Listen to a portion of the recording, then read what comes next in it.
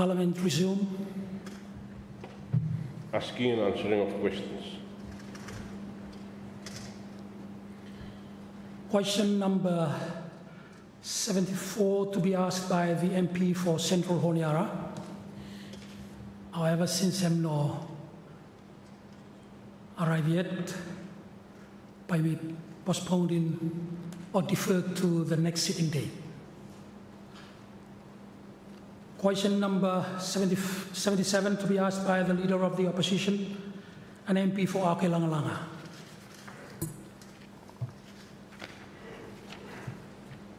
Thank you, Mr. Speaker and Radisirete. So, question 77, let me go along Minister below Agriculture and let me read also. What steps is the government taking to deal with the rhinoceros beetle on Brennell and Ballona and the giant African snail on Brennell? Thank you. Thank you, Minister for Agriculture. Thank you, Speaker, and thank you, MP for Langlanga and Leader of Opposition. To answer your question, there is an ongoing coconut rhinoceros beetle or CRB management activities carried out in Rennell and Bellona Islands. The work focuses on monitoring beetle populations, assessing damage to coconut palms, and implemented targeted control measures to reduce the spread and impact of CRB on both islands. The key interventions taken include plantation sanitation and biocontrol measures, which involves deploying natural enemies like fungus and also virus, and the progress made in strengthening internal biosecurity as well as community awareness. So to date on the Rennell Island location, Taha Nuku, Ward 4, and Tingwa Station in Ward 5. In 2021, around December, plantation sanitation was done. This was done through hiring of casuals from the surrounding communities there, which involves cutting down of standing dead palms and dead logs on the ground, hand-picking of larvae, and burning them. Sanitation is done purposely to destroy breeding sites. Also, the same there is delimiting survey by using the pheromone trapping, and this was conducted to determine the spread of the pest and was done by trapping the adult beetle. Also, visual observation by looking at damaged palms. Also, during that same year, there was also community awareness done. In 2022, plantation sanitation was repeated, and again, cutting down of dead palms and dead logs on the ground, hand-picking of larvae, and burning them. And sanitation is done. Again, sanitation is done to destroy the breeding sites of the beetle. With regards to giant African snail or gas on Rennell Island, it was reported, and it's present around Tingwa Station and the surrounding area. Nicole Enterprise Solomon Islands Limited, or NESI, and Renbell Provincial Government joint effort with affected communities work together to control and eradicate the gas population infestation in 2024. But as you know, the giant African snail adult can weigh up to 30 kilograms. Also, why it is disastrous or invasive is It is hermaphrodite, so it has both male and female parts. That's why it contributes to its rapid population growth. In terms of diet, like we know, it can eat over 500 plant species. And it's nocturnal or night active. And also it prefers humid and sometimes during dry season it becomes dormant. But again, when it's rainy, it becomes active again. So that's why it is very invasive. The giant African snail present in Rennell several years back in May 2016. And so in 2020, the Extension Department assisted with 2 bags of snail bait. And in 2023, the Extension assisted again with another 2 bags of snail bait and used in the community to control the snail. The Ministry of Agriculture and Livestock Biosecurity Solomon Islands only assist with technical information sheet for the teams when they call enterprise and the government joint effort. Some of the recommendations for those living on Rennell are to use the snail bait available at our local Hutch West Shop. Island Enterprise is one of them. Restrict movement of planting materials or items with soil on them from infected site to new sites. The ministry will continue to monitor the situation on the ground and find alternative ways to control its spread. However, MAL alone cannot contain the spread of giant African snail unless there is a strong commitment, resolve, and participation.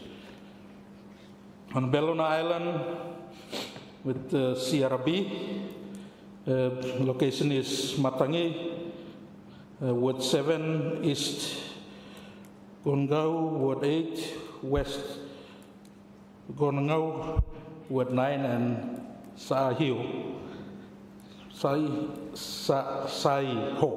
Ward 10. In 2019, there was a delimiting survey carried out. In 2021 and 2023, plantation sanitation was again done,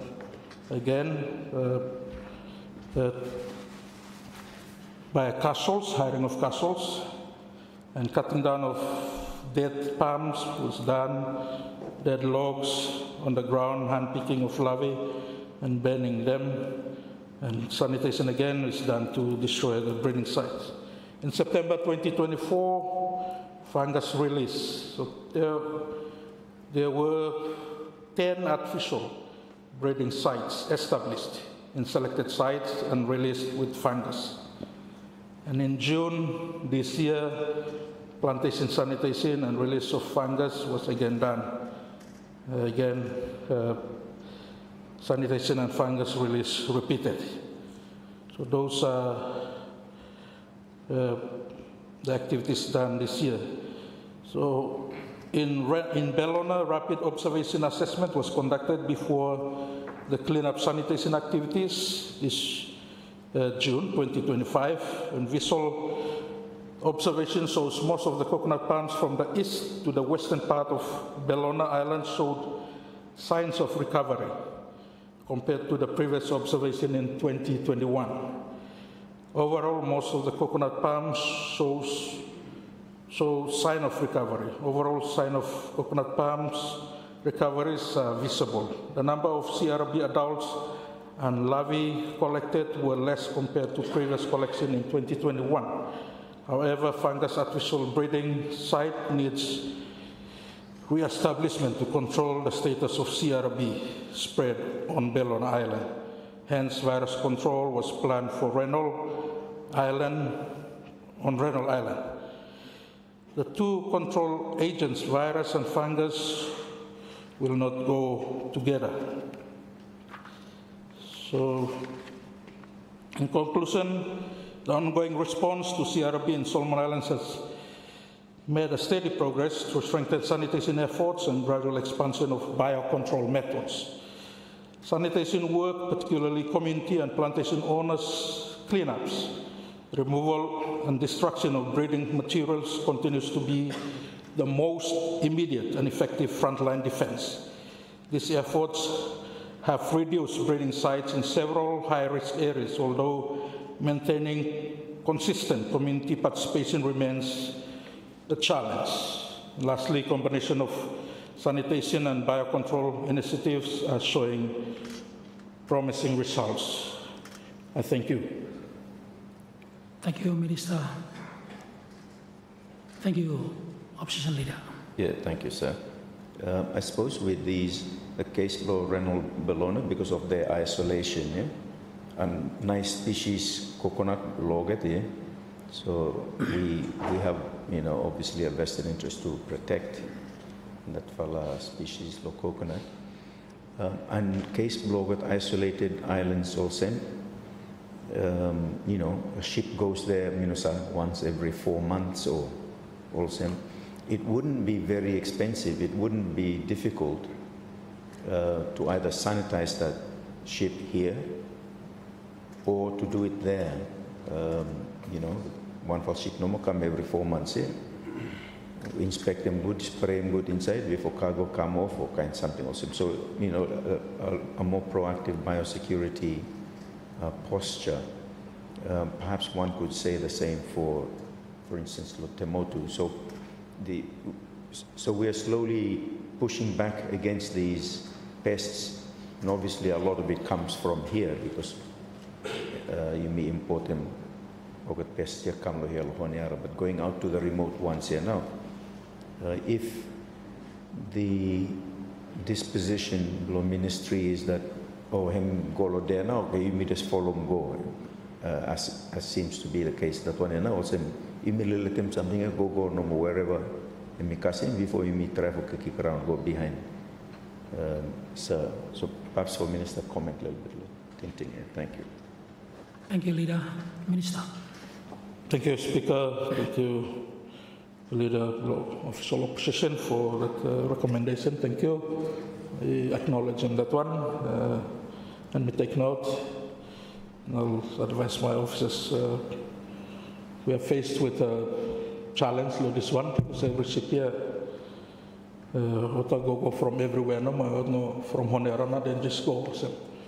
Sometimes from Narsite or go na. But that's the task for the ministry or the biosecurity department should engage them that all the ships that are going out to other province like Reynolds Bellona should look at him. At the same time, people from those places too, you may not take them flour, go to other places by me, no good egg blow, Jan African snail, go kasimna na a place. So I'm not advice for me cautious too. Awesome. But I take note of the recommendation. Thank you. Thank you, Minister. Honourable Member for West Arare. Thank you, Speaker. Lo Garcia, this one hemi foreign alien hemi come, no kakarim before. And thank you, Minister, for hard work of you for fighting this one. Look at the companies, local companies now more so at the responsible for passing on. That can call look at the islands here, look at the lockbone, look at the true machineries. Is there any understanding waiting market company for this fight? Ministry hemi can waiting market or Ministry of Environment? Thank you, Speaker. Thank you, Minister. Thank you, Speaker. Thank you, MP for West Arare for that one. At the moment, no more. If I'm not got anything, but there's something that we wish to be looking into for control of the ships that they can go with the used machines. They have to be cleaned well before, but finally go over the new site of them so that we can control spreading of this invasive alien species that you make that causing disaster for people blaming. We take note of that and thank you. Thank you, Minister. Thank you, Opposition Leader. Yeah, so I do wish to thank the Minister for Agriculture for the responses for him. These are obviously concerns for every island, Bloyumi. Recent visit Blomilo there now with a racing with him, so may come racing, make him bring it to the attention of the ministry. So thank you, sir. Motions, motion number 22, motion of Sine-Die. Honourable members, on Thursday, 11th December, the Prime Minister moved that the present meeting will conclude and the Parliament adjourn as Sine-Die when it rises this Wednesday, 7th December 2025. The rule of relevance is relaxed during the debate on a motion of Sine-Die. However, other rules of debate still applies nonetheless. Honourable members, the floor is now open for debate. Thank you, Opposition Leader. Thank you, Mr. Speaker, for your indulgence. So as we are entering the festive season, let me read to us a verse to encourage us this morning. In the beginning was the Word, and the Word was with God, and the Word was God. He was with God in the beginning.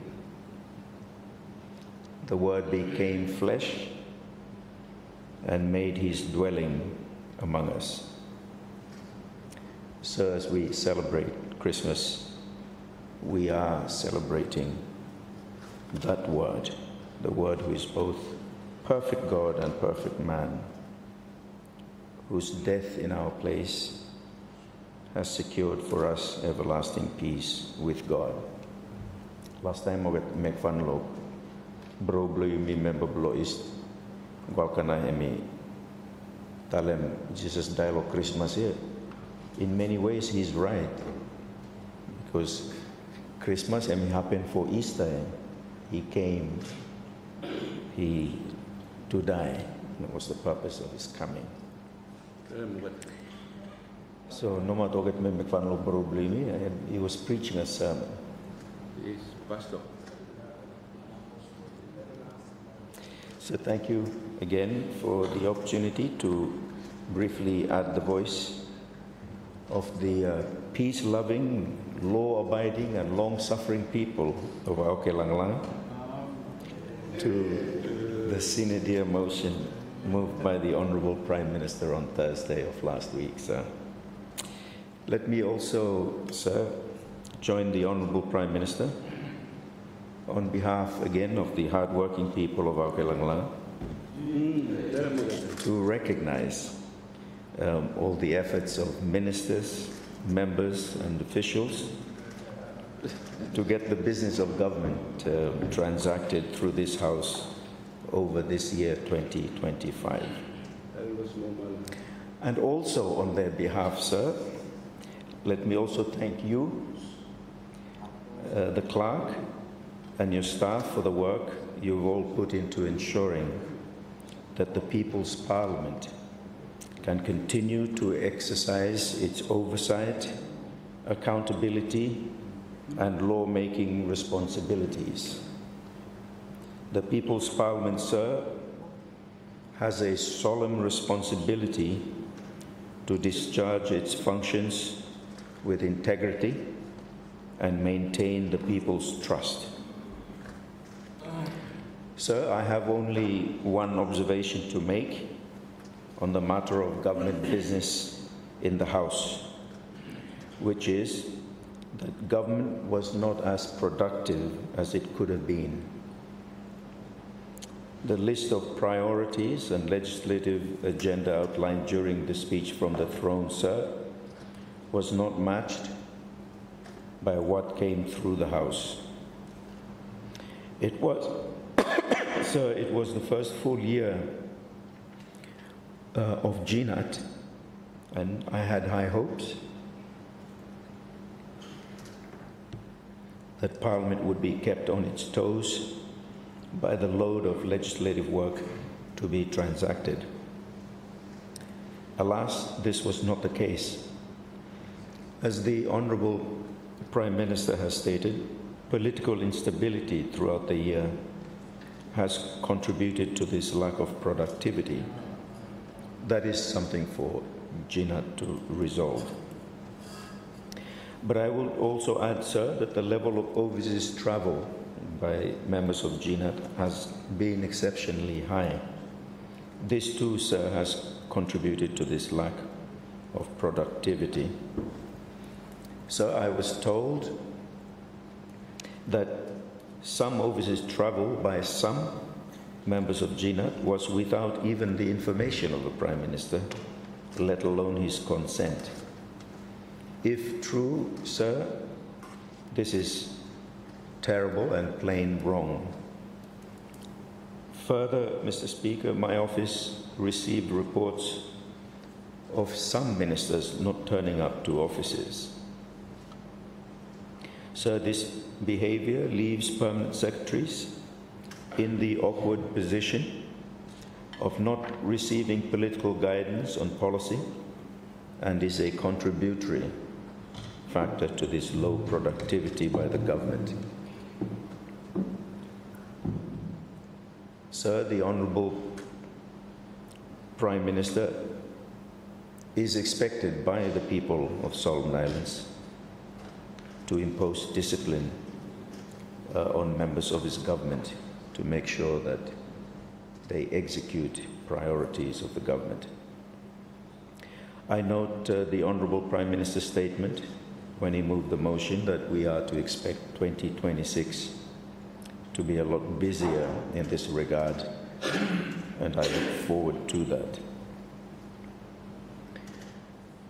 Mr. Speaker, unfortunately, it has become custom for a Prime Minister to complain about political instability. The current Prime Minister is not the first to complain about it, sir. And if nothing changes, he won't be the last.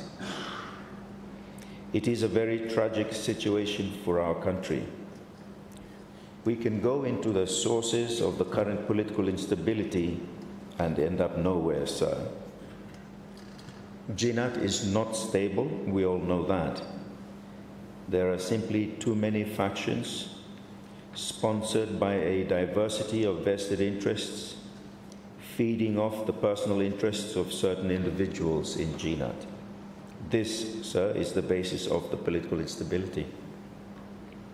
Sir, GNAT is a demonstration of a government that is controlled or pulled in all directions by competing vested interests.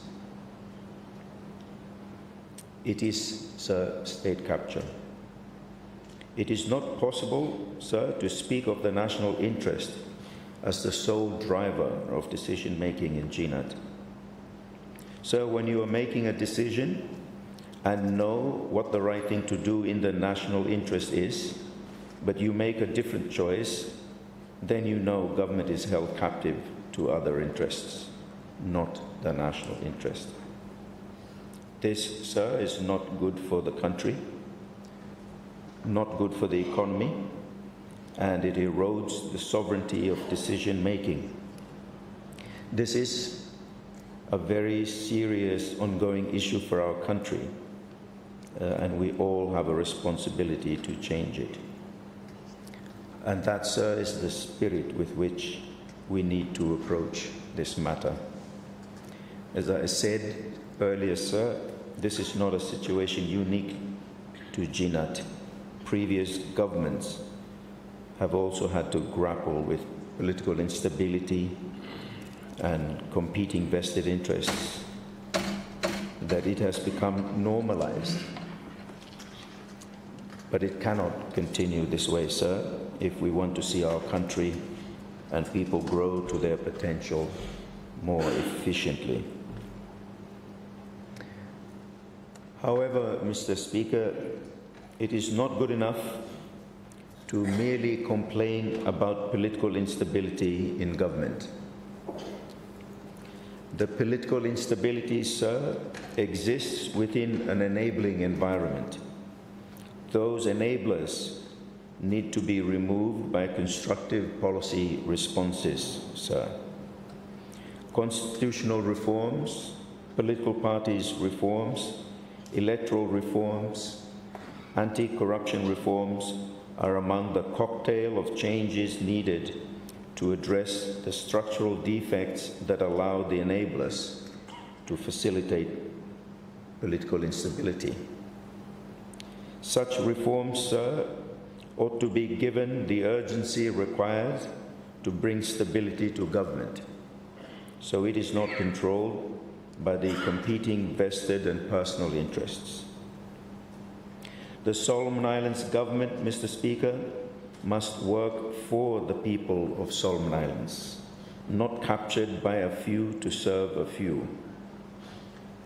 The chains that enslave the government to serve the vested interests of a few, Mr. Speaker, must be removed so it can truly serve only the national interest in all matters.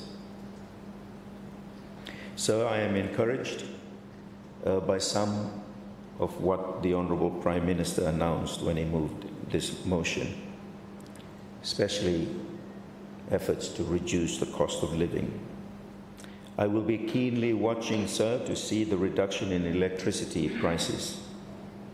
It beggars belief, Mr. Speaker, that Solomon Islands has the highest electricity prices in the world, and that after the commissioning of Tina Hydro in 2029, early 29, and with the expected 40% reduction in electricity tariffs, Solomon Islands would still remain the most expensive in the Pacific Islands region. So it ought to be government policy to make Solomon Islands have the cheapest electricity in the region. This is entirely possible, sir, and it is good policy. The excuses given, Mr. Speaker, for maintaining the high tariffs for so long have only stood because of poor leadership. We were sold a lie, and our leaders swallowed it for so long. Sir, with regards to food, for a country blessed with fertile soil, food prices are unreasonably high. There is much, sir, that government can do in this space to reduce food prices. This will have the added benefit of reducing NCDs, reducing health costs, increasing food security, and of course creating jobs and opportunities in agriculture. So the policy here is not decisive, and the budget merely affirms that lack of will. Likewise, sir, the price of fuel continues to be expensive. Of course, we are too small an economy and therefore are price takers when it comes to fuel prices. However, there are a few tools that are in the hands of government that could be used to put downward pressure on fuel prices.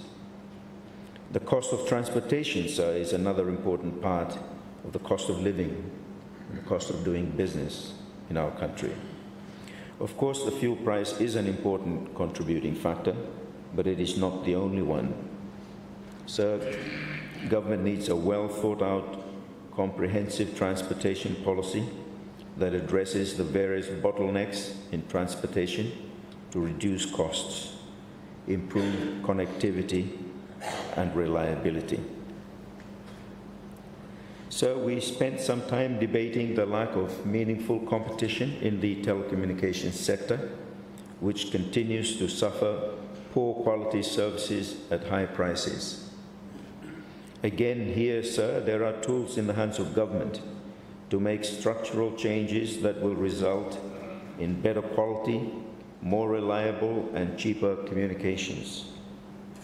Like electricity, fuel, and transportation, communications is critical to a vibrant economy. Yet in these we see a different picture.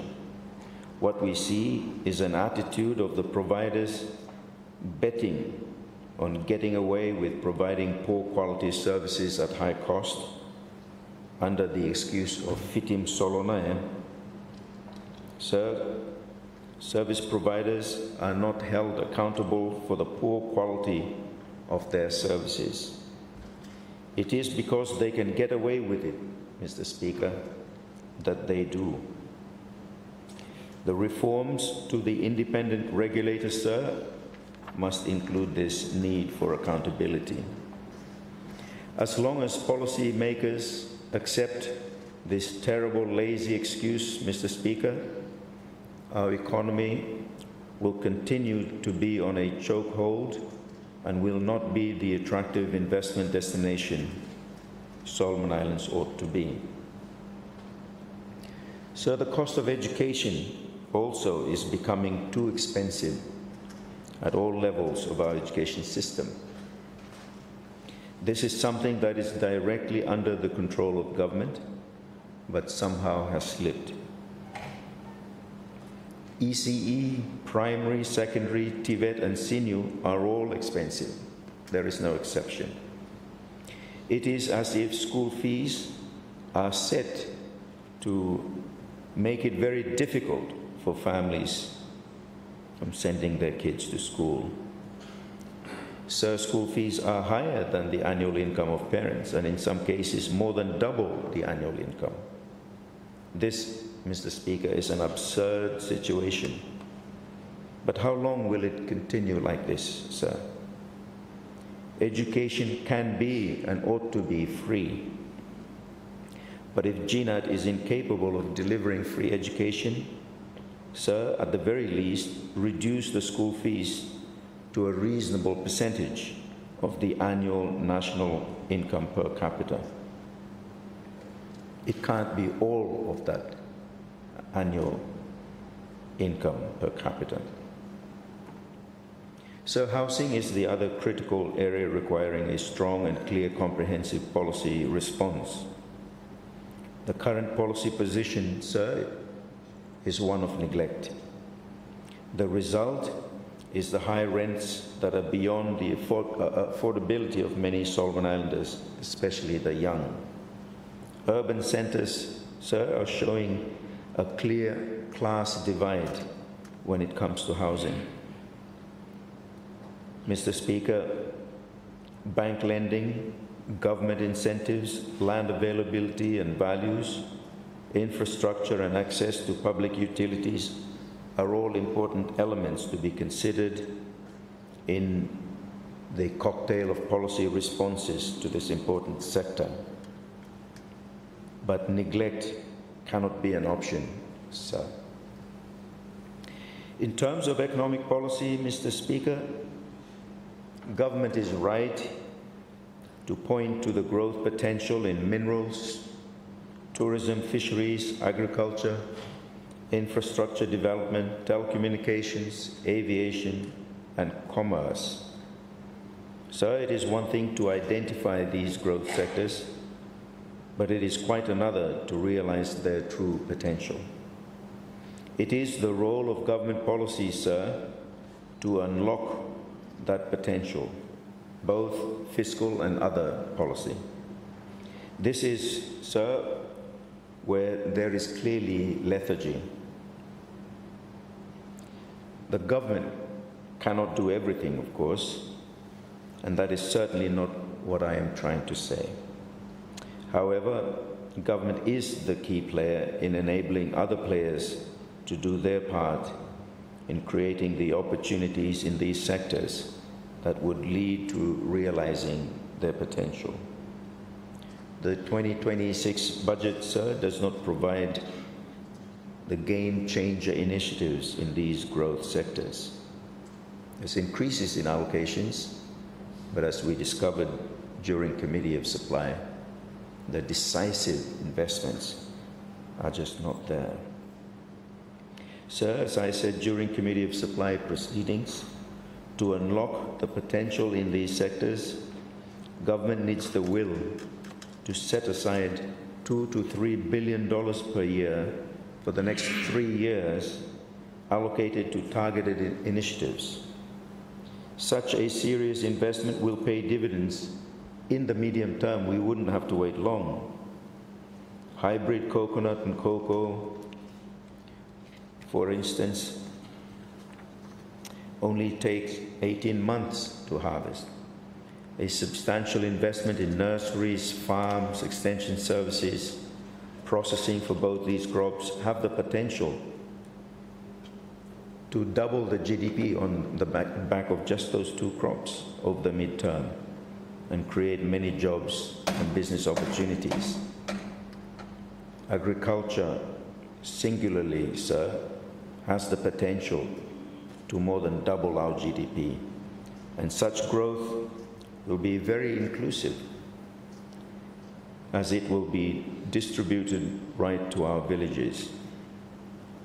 And it ought to be a no-brainer, sir, to invest significantly in this sector.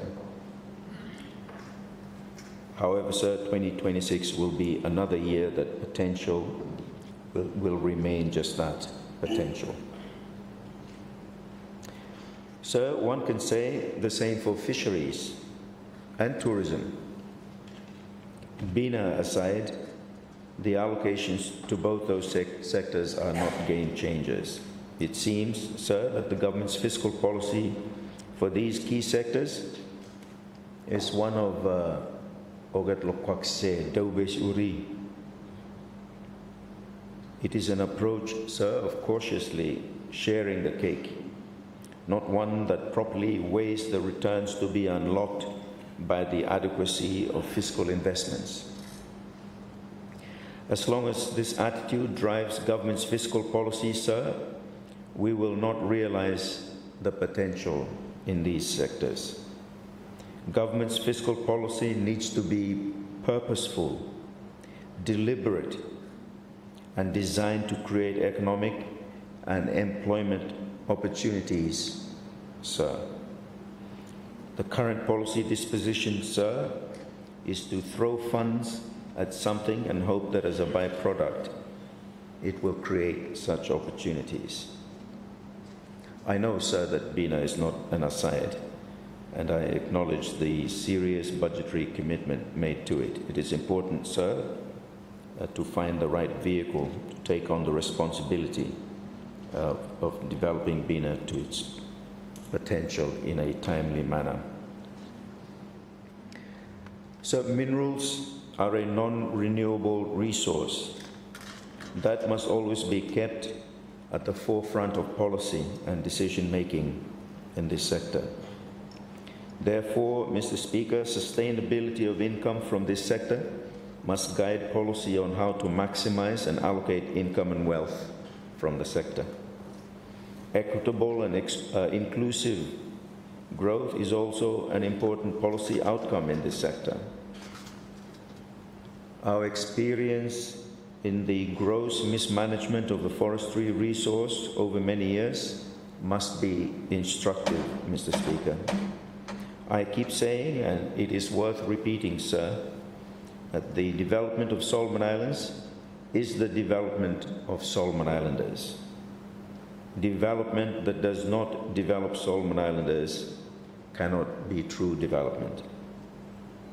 The mismanagement of the forestry sector, sir, demonstrated many things that must never be repeated. It is a terrible thing, sir, that the income and wealth from the forestry sector are concentrated in the hands of a very few, and most of them foreigners. This cannot be development, sir, and it is certainly not what we want to see in the mineral sector and must be avoided.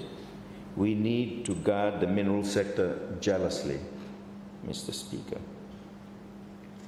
Sir, I am pleased that government has abandoned the misguided policy of not being involved in the mineral sector, as is proposed in the Mineral Resources Bill 2025 that is still going through the Bills Committee.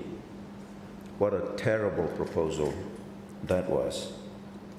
It makes me really wonder what interest was pushing it. So government must be involved in this sector, both at the commercial level, the prudential level, and regulating the sector in a responsive manner to ensure environmentally sustainable practices, and of course in ensuring revenues are sustainable well into the future. Sir, one, maybe two SOEs ought to be established urgently to lead government's engagement in this sector, in prospecting and holding mining leases even in large deposit tenements. So the announcement by the Minister of Finance of the establishment of a sovereign wealth fund is long overdue but welcome. During the Bills Committee inquiry on the Mineral Resources Bill 2025, the Ministry of Finance stated that government did not intend to establish a sovereign wealth fund. Again, I am pleased that government has responded positively to calls to set up such a fund. However, sir, such a fund must be for the benefit of future generations. It must not be used as a backstop for government cash flow requirements. This would defeat the purpose of a sovereign wealth fund. It is important, sir, that the Ministry of Finance studies similar funds in other countries that are performing well. Mr. Speaker, regarding government borrowing, on a number of occasions I have encouraged government to not fear more borrowing. If there were good game-changer investments in the key growth sectors identified, sir, I would support government borrowing to make the levels of investments adequate and fit for purpose. Such investments, sir, are likely to increase GDP, creating jobs and economic opportunities. Increases in GDP, sir, will ensure that government debt remains within manageable levels and not push government into distress. However, sir, Tina Hydro and the international wharf upgrade projects are instructive in excessive pricing that has resulted in unreasonably high loans that have become questionable value for money propositions. Kongulai water treatment project, sir, seems to be headed in the same direction. Foreign contractors, and including international financial institutions that enable it, seem to find it easy, sir, to take us for a ride because of our own incompetence sometimes in technical analysis and negotiations. We tend to sign on the dotted line too quickly. We fall for the lie that Solomon Islands is an expensive destination and therefore everything is priced excessively.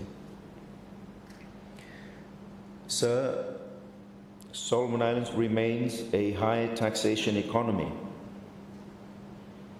It is time, Mr. Speaker, to reduce taxation burden, to increase productivity and tax compliance. You know, sir, the curve used to illustrate the theoretical relationship between tax rates and the resulting level of government tax revenues is called the Laffer curve. It is, sir, an interesting tool that can inform government's taxation policy. Key concepts, sir, of that Laffer curve are, first, it's a U shape, but it's turned upside down.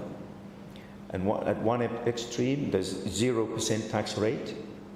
Then the government collects zero revenue. At the other extreme is 100% tax rate, and the government collects zero revenue as well, because people will either not work, not invest, or evade taxes. The optimal rate, sir, is between, of course, 0 and 100%. And as you rise from 0, you will hit a part of the curve, sir, where maximum revenue is being collected by the government. And if you go past that optimum level, sir, you will see tax avoidance increasing.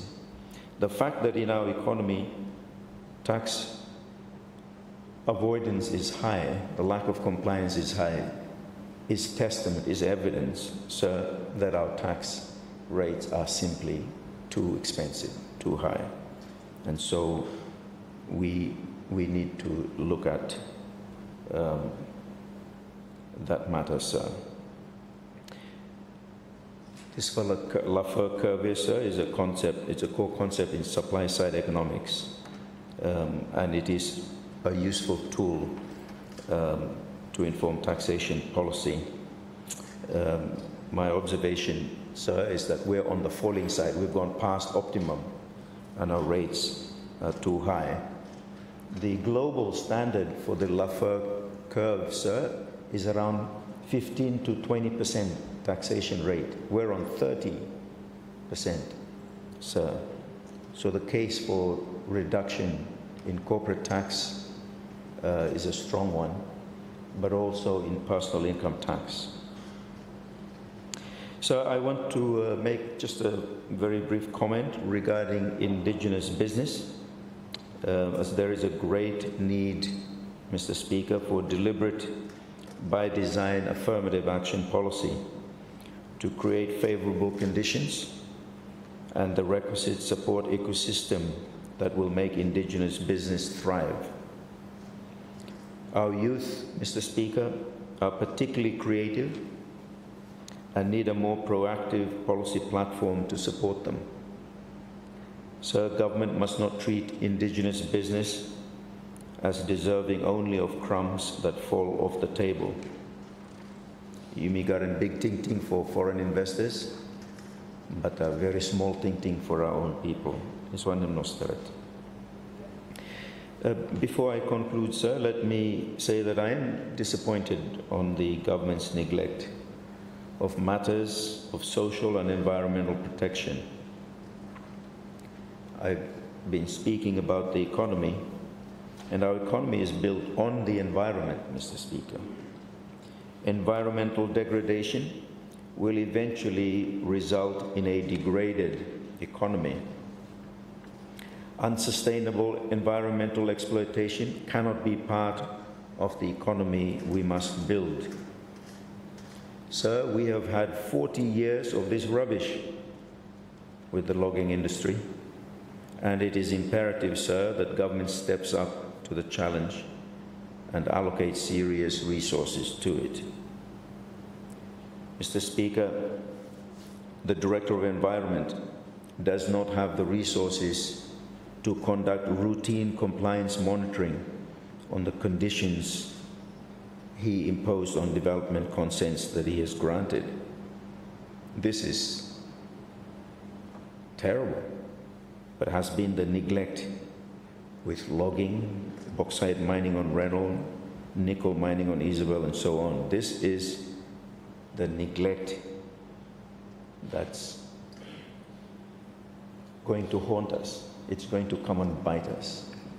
Our economy exists on the environment, and we neglect the environment to our own peril. This neglect, sir, is a very serious matter. The other neglect, sir, is of matters regarding social protection. Our society is the basis of our economy.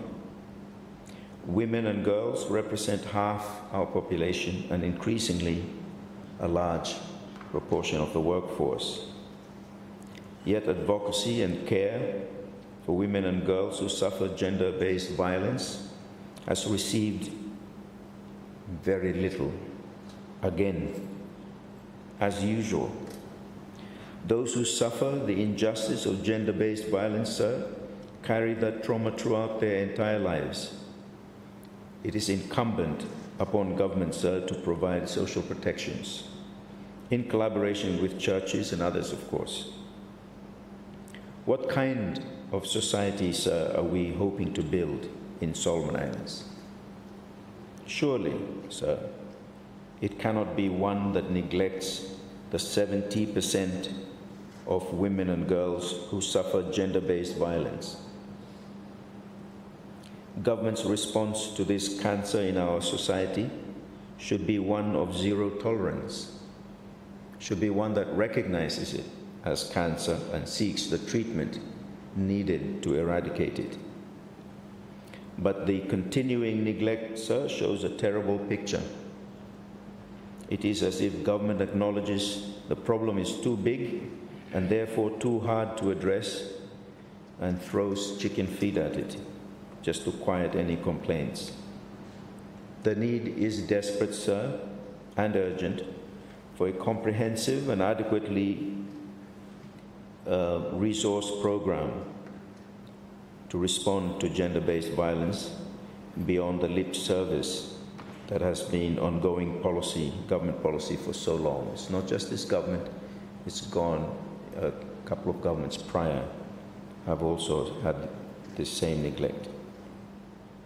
So let me now conclude by wishing all a wonderful Christmas. For unto us a child is born, unto us a son is given, and the government shall be upon his shoulder, and his name shall be called Wonderful, Counselor, Mighty God, and the Prince of Peace. Throughout these lovely islands, sir, may our people experience his peace, joy, and love this Christmas and always. I pray especially, sir, for our women and girls, that boys and men are caring and loving toward them always, and to those who suffer violence and neglect, sir, that they may know the love of Christ this Christmas and always. Thank you, Mr. Speaker. Thank you very much, Honourable Member for Auke Langalanga and the Opposition Leader. Thank you, Minister for Health. Thank you, Mr. Speaker, for giving me an opportunity this morning. Honourable Prime Minister and Speaker, Opposition Leader of Independent, and my distinguished colleagues in the 12th Parliament. Before presenting my motion of Sine-Die, may I begin by congratulating the Chair for capably steering the proceedings of the debates on the 2026 Appropriation Bill. Mr. Speaker, when I assumed office nearly 2 years ago, I committed myself to serving this country as the Member of Parliament for North Waitakere constituency and as a Minister of Crown. I pledged then and I reaffirm now, Mr. Speaker, that I would perform my duties to the best of my ability, guided by conscience, integrity, and a clear sense of what is good for our nation, for our people, and for the institution of this Parliament. Just over 18 months ago, I was appointed Minister for Health and Medical Services.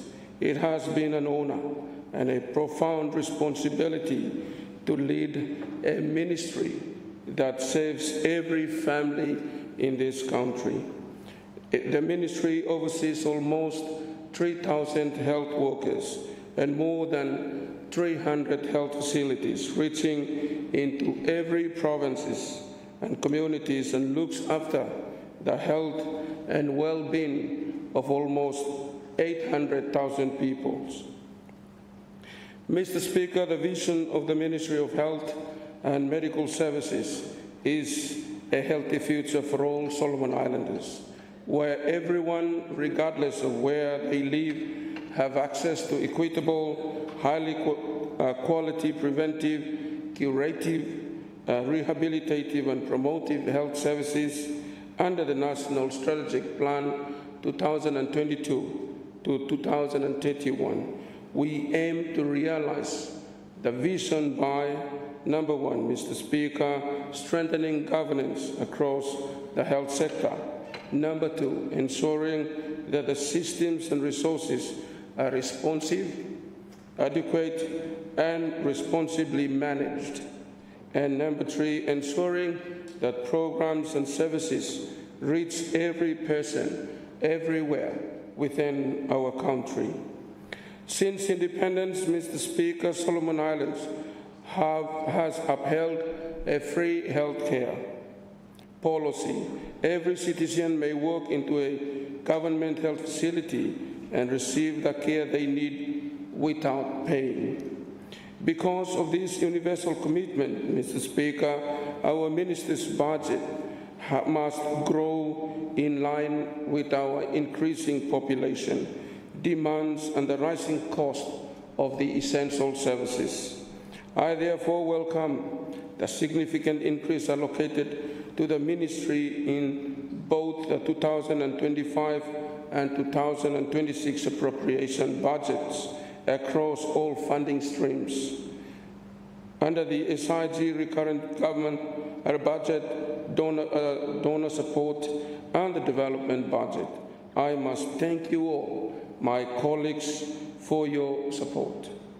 Mr. Speaker, as we adjourned Sine-Die, allow me to report to our people who are listening across the country on what the ministry has achieved over the past 12 months of this Parliament. I am pleased to inform this Honourable House that the ministry has much to celebrate, reflect, and move forward on it. I extend my deep appreciation to my PS and his and host senior executive management and team for their diligent leadership, and to all health workers and cooperative support staff whose dedication has made these achievements possible. I also acknowledge our donor partners and stakeholders for their unwavering support, both technical, financial, logistical, and operational support that we've been receiving over these 12 months. Although the ministry, Mr. Speaker, has not yet reached its full potential in improving key health indicators, I am proud to report that we are moving in the right direction, unified, stronger, more accountable, and more determined than ever. Mr. Speaker, allow me to highlight some of our progress. In terms of legislative reform, Mr. Speaker, the ministry is progressing two major bills for introduction in 2026. Number one, the Health Service Bill, endorsed by Cabinet in October, is now undergoing drafting instruction with the aim of submission to the Attorney General's Chamber in January 2026. The Dangerous Drugs Amendment Bill, drafted by the Attorney General's Chamber, is also expected to be tabled in Parliament in 2026. A comprehensive review of the Dangerous Drugs Act has been undertaken jointly by the Ministry of Health and the Ministry of Police and National Security. Let me also acknowledge my colleague, the Minister of Police, for his effort and determination in this amendment. This review will inform the development of a new, modernized legislation aligned with international conventions. Cabinet has approved the establishment of a whole-of-government task force to drive this process, with an inception meeting scheduled early next year. Mr. Speaker, in terms of health workforce, the health workforce is the backbone of the health system. Without health workers, there is no health service. Solomon Islands continue to face chronic workforce shortages, inequitable distribution, and insufficient staffing to meet our sustainable development goal targets. To achieve this, the ministry has drafted the Health Workforce Strategy 2024 to 2031, which we expect to finalize early 2026 and submit to Cabinet. This strategy will strengthen planning, forecasting, and development to ensure a fit-for-purpose workforce capable of responding to emerging and re-emerging health threats. Let me assure my good health workers that next year we'll start looking into a robust human resource system that serves you better, so you can serve our people with dignity and integrity in the great service of humanity. On the 10th of December, the ministry launched the Women's Leadership Initiative, a new effort to create stronger opportunities for women across the health sector.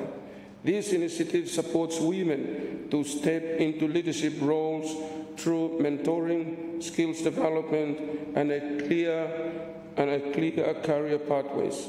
It marks an important step towards a more inclusive and capable health workforce.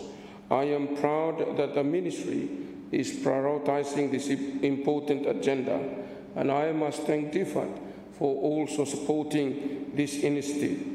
Mr. Speaker, earlier this year, more than 25 senior clinicians and senior ministry executives completed clinical governance training, obtaining international certification. This achievement marks an important step towards improving standards of care, accountability, and patient safety at the National Referral Hospital and nationwide. It equips our clinical leaders with the skills and system needed to drive continuous quality improvement and reinforces our commitment to delivering safer, more reliable health services for all Solomon Islanders. Mr. Speaker, in terms of infrastructure and role delineation policy, aligned with the role delineation policy and the National Health Strategic Plan, the Ministry is pleased to report the completion and the launch of major health infrastructure projects in 2025, including, number one, Matanico Dental Services. We did renovation and already launched this health infrastructure. Conide Area Health Center, we also launched this health infrastructure this year. Deva Odedeu Rural Health Clinic, Kukum Uben Health Facility, Tulagi Mini Hospital, Helena Goldie Hospital, and also earlier this year, the Comprehensive Medical Center. These are health facilities, Mr. Speaker, that we launched this year, 2025, and they are in operation. Looking toward 2026, Mr. Speaker, we anticipate the openings of the Naha Bathing Center, Kilufi Hospital expansion, Manuopo Area Health Center, Wagena Area Health Center, Tukutaunga Area Health Center, Guanatai Rural Health Clinic, Sulufo Loa Rural Health Clinic, and Horabau Rural Health Clinic. These are health facilities that we yet to launch, and we will going to launch them in 2026. Mr. Speaker, these developments reflects our commitment to ensuring accessible, modern, and safe health facilities across our country. In 2026 budget, we will start to build another 16 primary health facilities across Solomon Islands and starts the work at Lata, Choiso, and Guadalcanal hospitals. Mr. Speaker, it is our aim to improve our health infrastructures across the country that provides quality and improved health services to our people. Mr. Speaker, in terms of partnership and development assistance, I am deeply grateful for the invaluable contributions of our development partners. I extend sincere thanks to the Government of Australia, the People's Republic of China, Japan, Korea, the World Bank, Asian Development Bank, the Global Fund, Gavi, WHO, UNICEF, UNFPA, SPC, the Doherty Institute, Murdoch Children's Research Institute, KB Institute, Guizhou Medical University Hospital, and Family Planning Australia for their support that continues to strengthen our journey towards improved health outcomes for our people. Mr. Speaker, in terms of medical supplies and drug security, challenges in medical supplies have long affected our people. With the increased budget in 2025, these challenges have eased significantly. including repayment of major outstanding bills.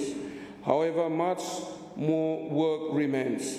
We are addressing bottlenecks, Mr. Speaker, in procurement, payment, storage, and distribution to ensure medicine reach all facilities on time and to eliminate stockouts. Our finance team within the ministry and the National Medical Stores are working closely with the Ministry of Finance and Treasury and partners to resolve long-standing issues. These are shared responsibility, and we will continue to strengthen systems to ensure that no citizen is left without essential medicines. In closing, Mr. Speaker, throughout the past 18 months, we have stood in this chamber to restore hope and confidence in our leadership. External challenges have tested us, yet we responded with resolve. I wish to record my deep gratitude to the caucus, cabinet, and the Honourable Prime Minister for your steadfast leadership and support throughout a challenging time. To the Ministries of Health Senior Executive Management Team for professionalism, patience, and commitment. To all my health workers nationwide, in the National Referral Hospital, provincial hospitals, and every health facilities, I salute your dedication and professionalism. Let us continue to save our country's health from shore to shore for the future of our generations to come. To the people of North Guadalcanal, for your prayers, trust, and steadfast support, it is an honor to serve you as your Member of Parliament in this 12th Parliament. We have achieved milestone development in 2024. For instance, our road infrastructure maintenance established our 12 economic zones and able to invest in education and economic livelihood. This year, we have delivered projects valued at 1.4 million, and we will continue to deliver our projects this month until next June 2026 with a value of 5.1 million in aiming to launch our 12 zones cooperative societies. I must thank the chiefs, church leaders, community leaders, and the people of North Guadalcanal for your support, trust, and confidence given to me to lead us into the future. Mr. Speaker, I believe in developing rural economy, and I ask my good people of North Guadalcanal constituency to ensure the work we have started remains sustainable and continue. To the investors, both foreign and local, around my constituency and within my constituency, GPO, SRM, and other small, medium enterprise, I thank you for your continuous contribution to our economy and to our people within the constituency. To my family, for your love, patience, and unwavering support, I owe you a debt of gratitude. As Christmas approaches, I extend warm greetings of peace, goodwill, and happiness to all. While many will celebrate with families, our health workers will remain on duty in facilities across the country. Let me ask our good people across the country to celebrate with dignity and safety, and not to burden our health services through accident-related cases that related to alcohol. Christmas is not a day to drink a lot of beer, but it should be a time to reflect, celebrate, and moving forward to develop our beloved country, Solomon Islands. I thank you, my health workers, for your great sacrifices in this Christmas to save our people's health across Solomon Islands. Despite ongoing challenges, Mr. Speaker, we remain committed to strengthen the ministry and delivering quality health care to all Solomon Islanders. I thank our partner ministries and development partners for their collaboration throughout the year, and I look forward to continued partnership in 2026. May your festive season be filled with love, joy, and good health. Together, let us look forward to advancing our work as Team Health in the new year 2026. On behalf of my family, the dedicated public servants of the Ministry of Health and Medical Services, and the people of North Guadalcanal constituency, I wish you all a blessed Christmas and a peaceful and prosperous New Year 2026. I support the motion and I resume my seat. Thank you, Tomas. Thank you very much, Honourable Member for North Guadalcanal and Minister for Health and Medical Services. Let me give the floor to the leader of the independent group and member for East Malaita. Thank you, Mr. Speaker. Rise to speak on the motion before this Honourable House that this Parliament do now adjourn Sine-Die. First, I would like to thank the Prime Minister for moving the Sine-Die motion. At the outset, Mr. Speaker, allow me, together with the independent group, to acknowledge the privilege we all share to sit in this House and to save our people.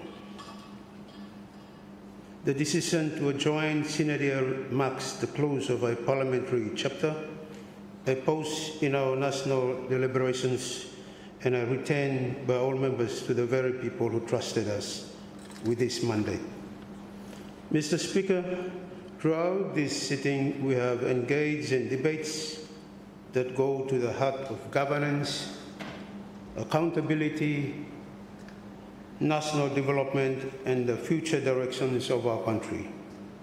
There have been moments of strong disagreements, moments of consensus, and moments of sincere national reflections. That is the nature of democracy, and it must be protected.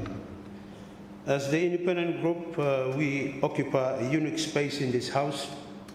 We are not bound by government or opposition lines. Our duty is singular to the people of Solomon Islands. On every bill, every motion, and every debate, we have sought to weigh the national interest above all else. We support what is good for the country, we oppose what is harmful, and we question what is unclear. Mr. Speaker, as this Parliament prepares to adjourn Sine-Die, it is timely to reflect not just on what has been passed, but on what remains undone. Many of our people still wait for better roads, better health services, reliable water, affordable education, and meaningful employment. For them, Parliament is not about motions and procedures, but it is about whether their daily lives improve, Mr. Speaker. Sir, for far too long, our people have been held in a cycle of dependency.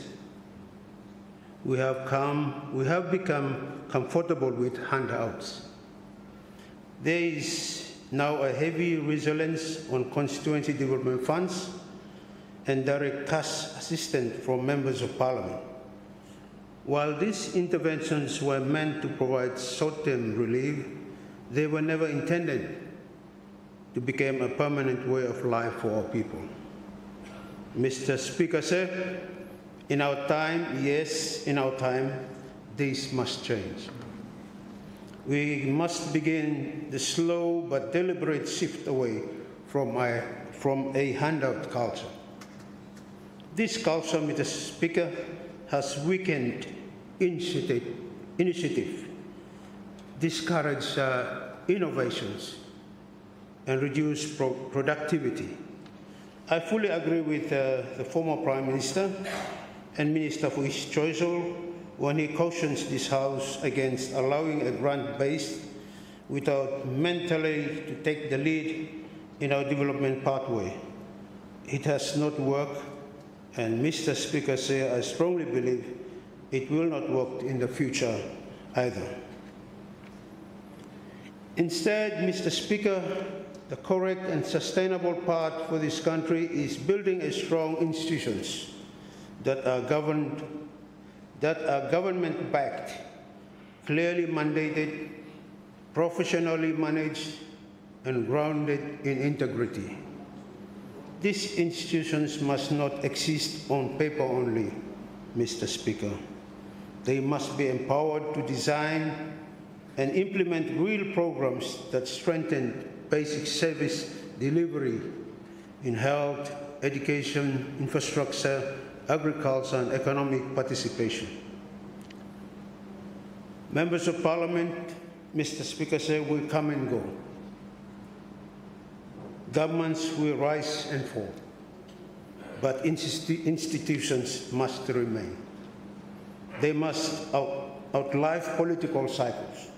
They must stand firm as the permanent pillars that save our people every day, long after today's leaders have left this House. Sir, since joining this Honourable House, I have remained focused on one question: how can I best serve my people and my country in a practical, lasting way? That commitment has shaped my actions. I have supported youth groups, women's groups, church organizations, farmers, housing initiatives, cocoa and copra producers, and small business activities. I have also made serious efforts towards a medical health center, because health is not a luxury, it is a necessity. Sir, every one of these areas carries its own unique and often difficult challenges, from land issues, to access to finance, to transport, to human resources constraints. There are no shortcuts. There are no easy solutions. Sir, I have also directed significant effort into road connectivity in East Malaita. New roads linking East Malaita to Koibeta East Koyo and to Auki economic lifelines, opening up markets, lowering transport costs, enabling access to healthcare and education, and restoring dignity through opportunity. Yet, Mr. Speaker, sir, even road development has its own serious challenges: funding, terrain maintenance, and community corporations. Nevertheless, Mr. Speaker, at this point in our national journey, we must leave this House with humility, because the truth in this, the passage of laws in this chamber does not automatically translate into change on the ground. Laws required fundings, policies required implementation, and promises require discipline. So that is why appropriation bills such as this budget are fundamental to service delivery. They are financial documents, moral instruments of national priority. They determine whether clinics get medicines, whether classrooms get teachers, whether roads get built, and whether young people get opportunity. Mr. Speaker, sir, how we distribute this budget is a serious responsibility. Every time we lean towards one sector, another sector feels the pressure. But once investment is properly made in a priority sector, it must push back, rebalance, and generate wider income benefits, job, income, resilience, and new opportunities for our people. Mr. Speaker, sir, again, it is deeply concerned that in our national budget, environmental protection receives a 1% of allocation. While we claim to value our forests, our rivers, and natural resources, we have not given the financial support to protect our national capital. So that is why we try for that. We try for balancing everything, Mr. Speaker.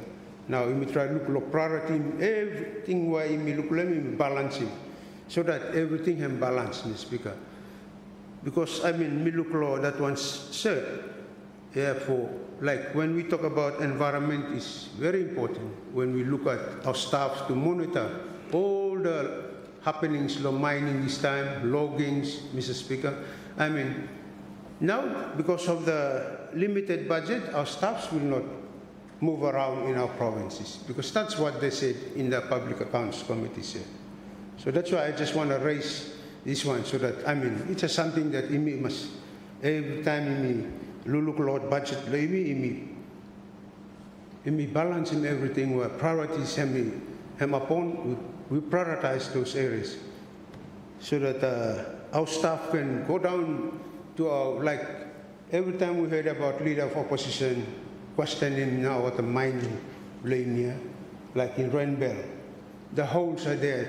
I'm not covered now because of our monitoring systems. Now, I'm monitoring so that I'm telling what the logging mining companies cover back what the holes here, or take them out of machines where break down there and remove them. Also, Mr. Speaker, I think that's what I was trying to pinpoint the Lahelo budget on balancing our priority areas inside law. Or the ministries blame Mr. Speaker.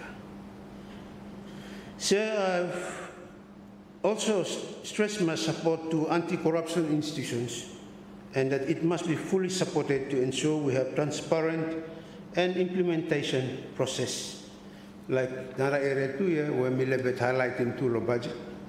Our independent institutions, Mr. Speaker, very, very limited budgets, Lord. But these are the government institutions, Mr. Speaker, where IMI government put them up. So we must try and we support these institutions. SICAP, yeah, Ombudsman, other areas, Mr. Speaker, other group here, they have the very limited budget to implement now Blogata. But I hope next supplementaries or what have come up, government by helping water institutions blame here. Also, I just want to also say on the stability, Mr. Speaker. I think it's good time, Mr. Speaker, that government have to try and work together with him, the parties that they are in, Mr. Speaker. I think this is what I have seen here, Mr. Speaker. Work together, Mr. Speaker, and I would like to call on the Prime Minister, with the coalition agreements, work together, building a trust among the coalition agreements so that government is strong. I mean, we are here. We want to see government you stabilizing yourself and implementing what I work up you. So I think that's what I would like to encourage the government, Mr. Speaker. For strong you fall together and then implementing what policies block government. I think that's what I would like to say, Mr. Speaker. For me, just stop and me to talk about stability, and I think I'm no good something, Mr. Speaker. I think we are here. We are also here to support you. What now? What programs will your government will be doing? I think that's what IMI is supposed to do, Mr. Speaker. The stability. Time to talk about stability, Mr. Speaker. Sir, what's up? Me finish.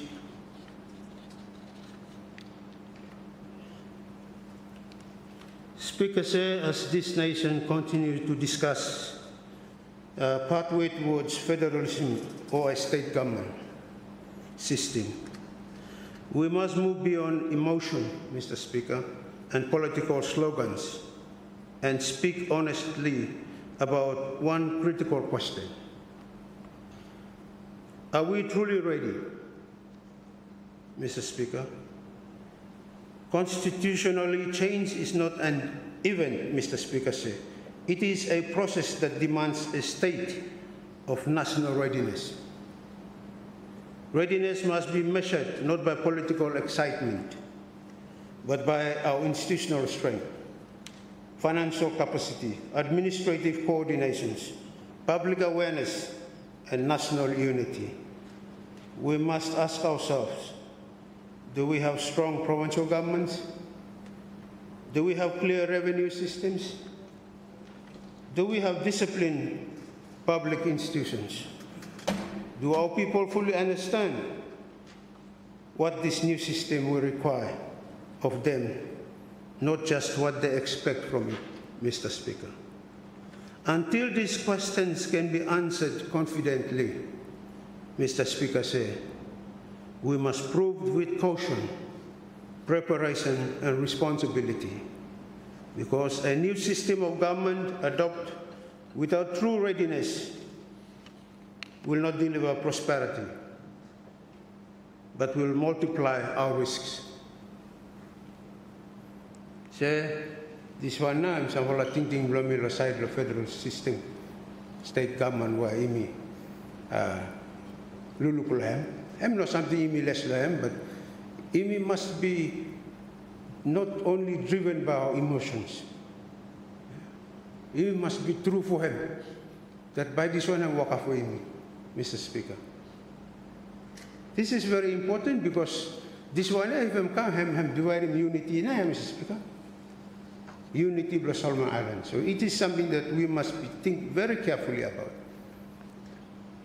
And I thank the consultant block government who had me doing consultant this time with him, other parties, and even him consult with the members too, especially. And he is independently giving his view, Mr. Speaker. So I thank the consultant, Prime Minister. The consultant is doing really good. So him now, lead us to and our people to understand what is federal system government, what is state government system.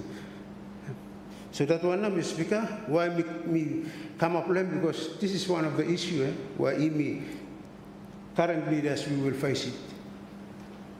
Whereby government walk along and him come here and him look him now. Whether he go for him, it all depends on each low one now, Mr. Speaker. Say, we like to touch on our youth, Mr. Speaker, the future of Solomon Islands. Yes, too often they are overlooked in national planning and budgeting, Mr. Speaker. They face higher levels of unemployment, limit access to quality education, and few opportunities to engage meaningfully in economic and community development. Mr. Speaker said, investing in our youth is investing in our national security, social stability, and economic growth. We must ensure that programs targeting skills development, entrepreneurship, education, sports, and civic participations are adequately funded and properly managed. Our youth must be empowered to take leadership roles, innovate, and contribute to the nation, rather than waiting for handouts. The state of our youth today will determine the prosperity of our country tomorrow. And it is our duty in this House to act decisively to provide them with the tools, opportunities, and guidance they need to succeed. Invest in our youth with tangible support, Mr. Speaker said. The ministry needs to develop more programs for our young people. Finally, Mr. Speaker said, we must also remember that while Parliament rests, life does not pause for ordinary Solomon Islands. Markets will still open, children will still go to church, patients will still line up at clinics, and families still struggle to make ends meet. The expectations of us do not adjoin Sine-Die. In closing, Mr. Speaker, the independent group supports this motion in the spirit of constitutional order and parliamentary practice. But we do so with this reminder to ourselves and to the nation. Sir, before we finish, sir, I just want to give us a shared message for us this Christmas. Mr. Speaker said, as we look towards Christmas, it's a time, today is a time for us to prepare ourselves, Mr. Speaker. As we move through this Advent season, it's a time of preparation. It's a time of reflection of our lives Imi work hard come to mas now. Sampai imi forget Mr. Speaker. Yeah, imi forget come. Imi work for people go, imi forget no mano. Ma imi go for Christmas. Next week no Christmas.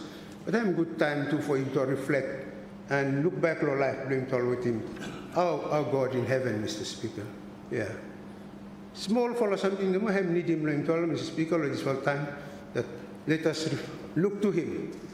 Let us look to him this period, this Christmas season, look to the Christmas season that, yeah, our lives are ready to receive him, Mr. Speaker. I think I don't want him like him, open our hearts to him and ask him to come into our lives, Mr. Speaker. I think that's what we want. Christ coming this Christmas and just for come to life, Mr. Speaker. Yeah, that's what him like him. So if him told over busy too much, spare him a little bit time for him. Yeah, a little bit time, no more Christ like him for him to open him heart there for him come inside. I think that's what you want, like this Christmas. Yeah. No good you overloaded with him, go, you forget him Christ now. And this Christmas, you no go prayer now. This Christmas, you just enjoy and party. I think party behind first time. Yeah? Prayer first time, Mr. Speaker. Mr. You man for prayer, Speaker. So I think it's good that we spend our time this Christmas here, putting Christ, birth inside life. So I think that's the small message I want to share with us this morning, Mr. Speaker. This House may adjourn Sine-Die, but our duty to our people has not stopped, Mr. Speaker. We're still working, so that's why I said just give a little bit time for Christ to born into your heart for this time, until Christmas. Yes, but I just want to say something too, Mr. Speaker. Sometimes we look at Christmas, yeah, as Christ's birth. But we must know that Christ can come every day, no man. Yeah? Christ come every day, knock at our door. Every single day, he come. Sometimes you say, now we focus for Christmas, not before medicine. Yeah? No. So that's the message me like sharing, Mr. Speaker. Christ come door into our heart every single day. And that is why, Mr. Speaker, if you go, you lose today, but you are not open your door for Christ coming. Sorry na, Speaker, you lose na. Or me lose na, Mr. Speaker. So that is a very important point, Milak. I think Christ knock at our door every single time, every single seconds, minutes, and just wait number. When we open our hearts, I'm coming. And then celebrate with him in Tuala. Thank you, sir. I just forget that one, no Milak share. Yes, sir, I think before me sit down, we just, like I'm got time for sharing with the people from it too, Mr. Speaker. I think I would like to share Christmas greetings for people from East Malaita. I would like to have this Christmas greeting first to my chiefs and church leaders from East Malaita, or youth leaders, or the youths, children, women, and men lo East Malaita, Mr. Speaker. I think we bar like for say happy and Merry Christmas lo Ifala lo this fala time as Ifala too who prepare for Christmas. That same message same go for Ifala too. I think it's time that we reflect, we prepare for whatever can happen, but always think that Christ is priority. Our life play me during this Christmas. So say I wish them well, wish them also in the programs. Tournament place Malaita hem go ahead too, Mr. Speaker, and I wish all teams good spirit law games, la tournament, and wish them well. Those who win, those losers, what to enjoy the tournament law East Malaita Cup. Say I would lastly just like to thank you, Mr. Speaker, and you, Deputy Speaker. Thank you, Clark, and the staff of Parliament for the running of this Parliament. Bar our nice for good now, this Parliament meeting. So as we also go out, we just like to also wishing you for too a happy and Merry Christmas, Speaker, with your staff of Parliament. as we go towards this Christmas. Lastly, I would like to thank also greetings from East Malaita to Prime Minister and all the ministers and the backbenchers. I wish you well. Wishing God's blessing by with you too and families of this Christmas season. And not forgetting my colleagues here too. I'd like to also wish the leader of opposition and those on the opposition and group my friends here too, my fellow independent, my brothers here. I wish them too with their families a happy Merry Christmas and God's blessing to all of us during this Christmas season. I think with that few words, Mr. Speaker, I support the motion and I resume my seat. Thank you. Thank you, Honourable Member for East Malaita. Now let me give the opportunity to Minister for Justice and Legal Affairs. Thank you, Mr. Speaker, sir, for allowing me. First, I wish to sincerely thank you for granting me the opportunity to contribute to this most important motion of Sine-Die for 2025. As per parliamentary practice, this motion provides us with the chance to formally close proceedings, reflect on our achievements, and to set the tone for the year ahead. I will be brief, focusing briefly on matters relating to the Ministry of Justice and Legal Affairs and the National Judiciary to allow time for other colleagues to contribute to this very important motion. Mr. Speaker, sir, I would like to extend my gratitude to you, sir, for your leadership and overseeing this session, and commend your staff for the efficient administration of parliamentary proceedings, the committees, and sessions throughout this year.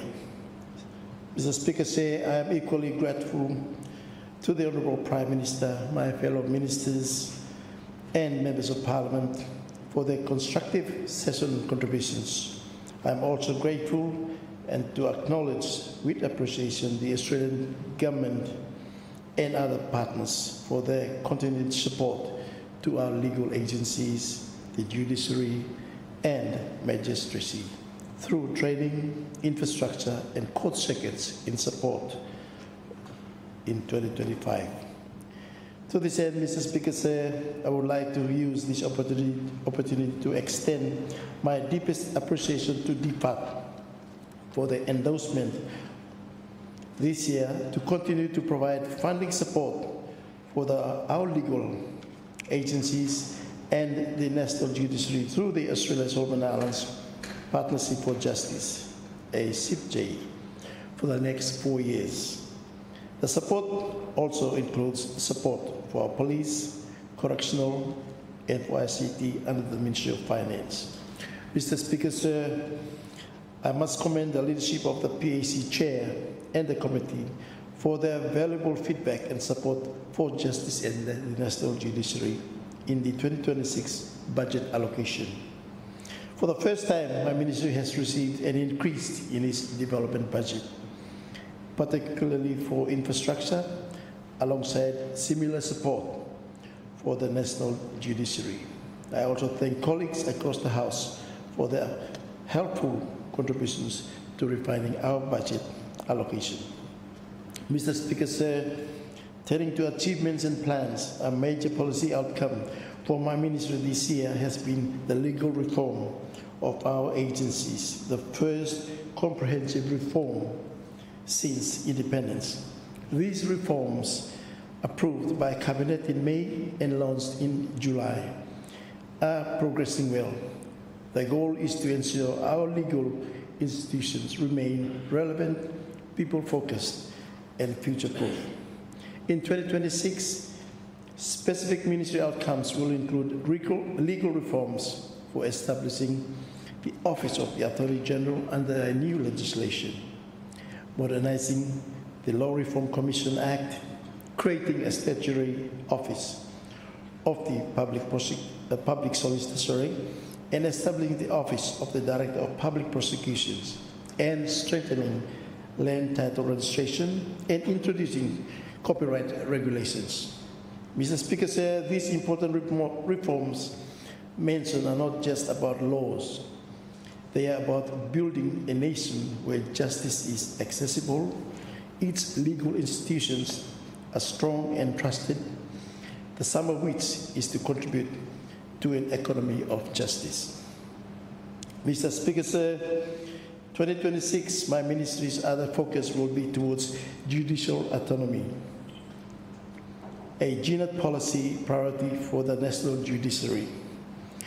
Judicial autonomy has long been recognized in our constitution, but never fully operationalized. A challenge informed by various issues. However, this year we have taken concrete steps through carrying out analysis to define how autonomy will function in practice and against a scheduled timeline.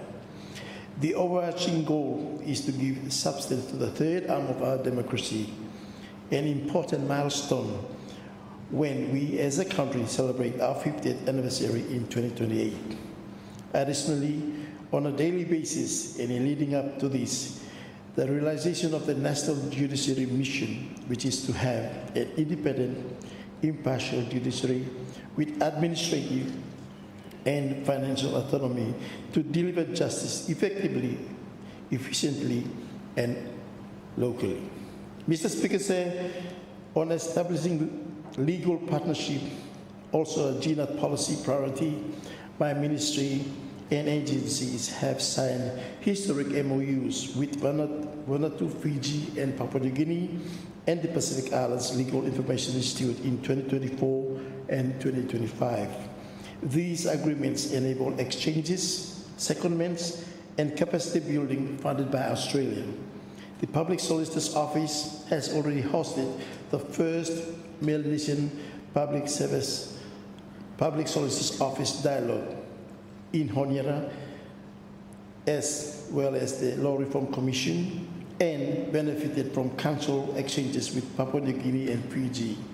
Similarly, the DPP has signed MOUs with PNG and Fiji in 2025, and a Law Reform Commission with Fiji in 2025 as well, and Vanuatu.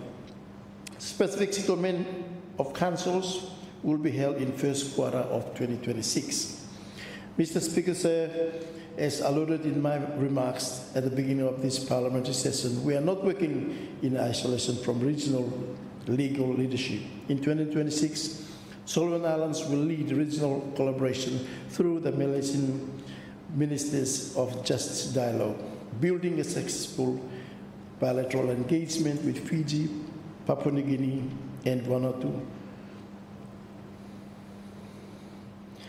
Since last year, 2024, and this year, the dialogue is confirmed for early February 2026 in Nadi, Fiji. It will be held on the margin of the Commonwealth Ministers of Justice meeting in Nadi, confirmed for 9 to 13 February 2026. The MSG dialogue will be the first of a kind for MSG Justice and National Judiciary collaboration through sharing expertise, strengthening judicial system, and promote legal twinning across Melanesia. Mr. Speaker, say in 2026, our other GNAT policy outcomes that we will progress from excellent progresses this year include, in 2026 to 2027, there are specific 5 projects that include a new national IP policy and copyright reforms for the Registrar General's Office. Compulsory legal education, the draft policy and curriculum course outline are being completed in 2025. The finalization of Justice Sector Strategic Framework 2025 to 2035, it will be launched after Cabinet approval in the first quarter of 2026. And upgrading the Justice Information Management System in collaboration with Ministry of Police and Ministry of Finance. On this, its use in Solomon Islands has attracted other Pacific Island countries currently seeking our approval for its use in their region. The latest is Fiji, which has resulted in the visit of the Fiji Minister of Justice last month to Honiara. And finally, the infrastructure development to meet the growing needs of my ministry. Mr. Speaker, sir, before closing, in 2026, my ministry and the National Judiciary will initiate a challenging project as that of a new High Court and a justice ground for legal agencies. We will dare to do these not because they are easy, but because they are hard, but left unprioritized since 1978. And we will dare to pursue these with God's help to be unveiled during the 50th anniversary of the country in July 2028. This is being optimistic, but with the political will, we are confident to achieve this milestone. Mr. Speaker, sir, to this end, I am deeply grateful to the Prime Minister and G-Net government for supporting a 400% increase for infrastructure in 2026. And I am confident that my ministry staff and the staff of the technical people of the MID ministry will deliver with resources given to us in 2026. Mr. Speaker, sir, while challenges remain, I believe they can be transformed into solutions through innovation, partnership, and collaboration. With these resources provided by government and the support of our partners, I am confident that the future of justice in Solomon Islands is bright. As the good book reminds us, if you can believe, all things are possible to him who believes. That's a quote from Mark 9, verse 23, prayer 2. Finally, as Minister responsible for justice and legal affairs, I reaffirm our mission is to provide vibrant, robust, sustainable justice services for the people of Solomon Islands. Its realization with the resources given to us will continue to be our pursuit in 2026. Say, in light of the blessed season of Christmas that we'll celebrate this month, I wish to extend the blessings of Christmas to the Honorable Governor General and his family, the Prime Minister and family, your good self and family, and the staff of the National Parliament for your hard work as well to achieve the proceedings of this House. And sir, the honourable colleagues of this House, to the Chief Justice and the staff of the National Judiciary and those of my ministry and our legal agencies, to our good public servants and teachers, police, and I extend my Christmas greetings to you all, and I hope you have a Merry Christmas and look forward to a prosperous New Year 2026. And to my good people of North Vella, chiefs, elders, people of North Vella, I extend my Christmas greetings and New Year's greetings to you as well, as you have a good festive season. And I wish us all a prosperous New Year 2026 as we come back and celebrate or carry on with our parliamentary duties. God bless our Solomon Islands from shore to shore. Thank you, Mr. Speaker, and I support the motion. Thank you, Honourable Member for North Vella Vella. Let me give the floor to the Minister for Planning and Aid Coordination. Thank you. Thank you, Mr. Speaker, for giving me the opportunity. I rise on this motion of Sine-Die to reflect on the work of this Parliament and to acknowledge the trust of our people and to say it out plainly where the Government for National Unity and Transformation is taking this country through the 2026 budget and the Medium-Term Development Plan 2026 to 2030. Say, one of the most important achievements of the G-Net government in this fiscal year has been to place national planning and budgeting on a more disciplined, forward-looking footing for the years ahead. The Medium-Term Development Plan 2026 to 2030, say, has been formally brought before Parliament as a central framework for the programs and projects funded through the annual development budget. It aligns government policies with the National Development Strategy 2016 to 2035 and brings both the SIG and development partner finance under a single planning umbrella. This plan is not just another document. It is the implementation vehicle for the NDS in the medium term. It sets measurable targets. It maps out sector programs across all ministries, and it gives Parliament and the public a clear line of sight from policy promises to funded projects in our provinces, communities, and villages. Linked to this plan is the 2026 national budget, which just recently tabled by the Minister of Finance and Treasury. This budget is framed around core development objectives, promoting transformative and sustainable growth, maintaining an affordable budget, safeguarding fiscal stability, improving service delivery through quality spending, strengthening national unity, and empowering our people and advancing good governance and accountability. It deliberately reduces the SIG deficit over time while still resourcing key priorities. The budget theme for next year, accelerating economic transformation, resourcing the resource to drive economic growth and sustainable development, signals a shift from spreading limited resources to thinly towards backing those farmers, resource owners, MSMEs, and investors who are already productively engaged and are ready to scale up, particularly, in the sectors such as agriculture, fisheries, mining, tourism, and commerce. This approach is fully consistent with the MTDP's focus on unlocking untapped potential in the productive sectors and driving inclusive growth across our islands. When you look inside the numbers, the development envelope for 2026 tells us a clear story.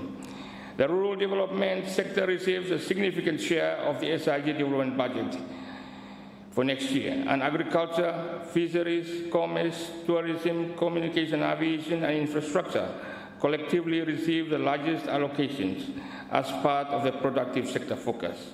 Health and education also receive targeted development funding for mini hospitals, area health centers, schools, and tertiary facilities. In addition, when SIG's own development funding is combined with donor-funded development and off-budget assistance, the total development envelope across the NDS sectors is substantial.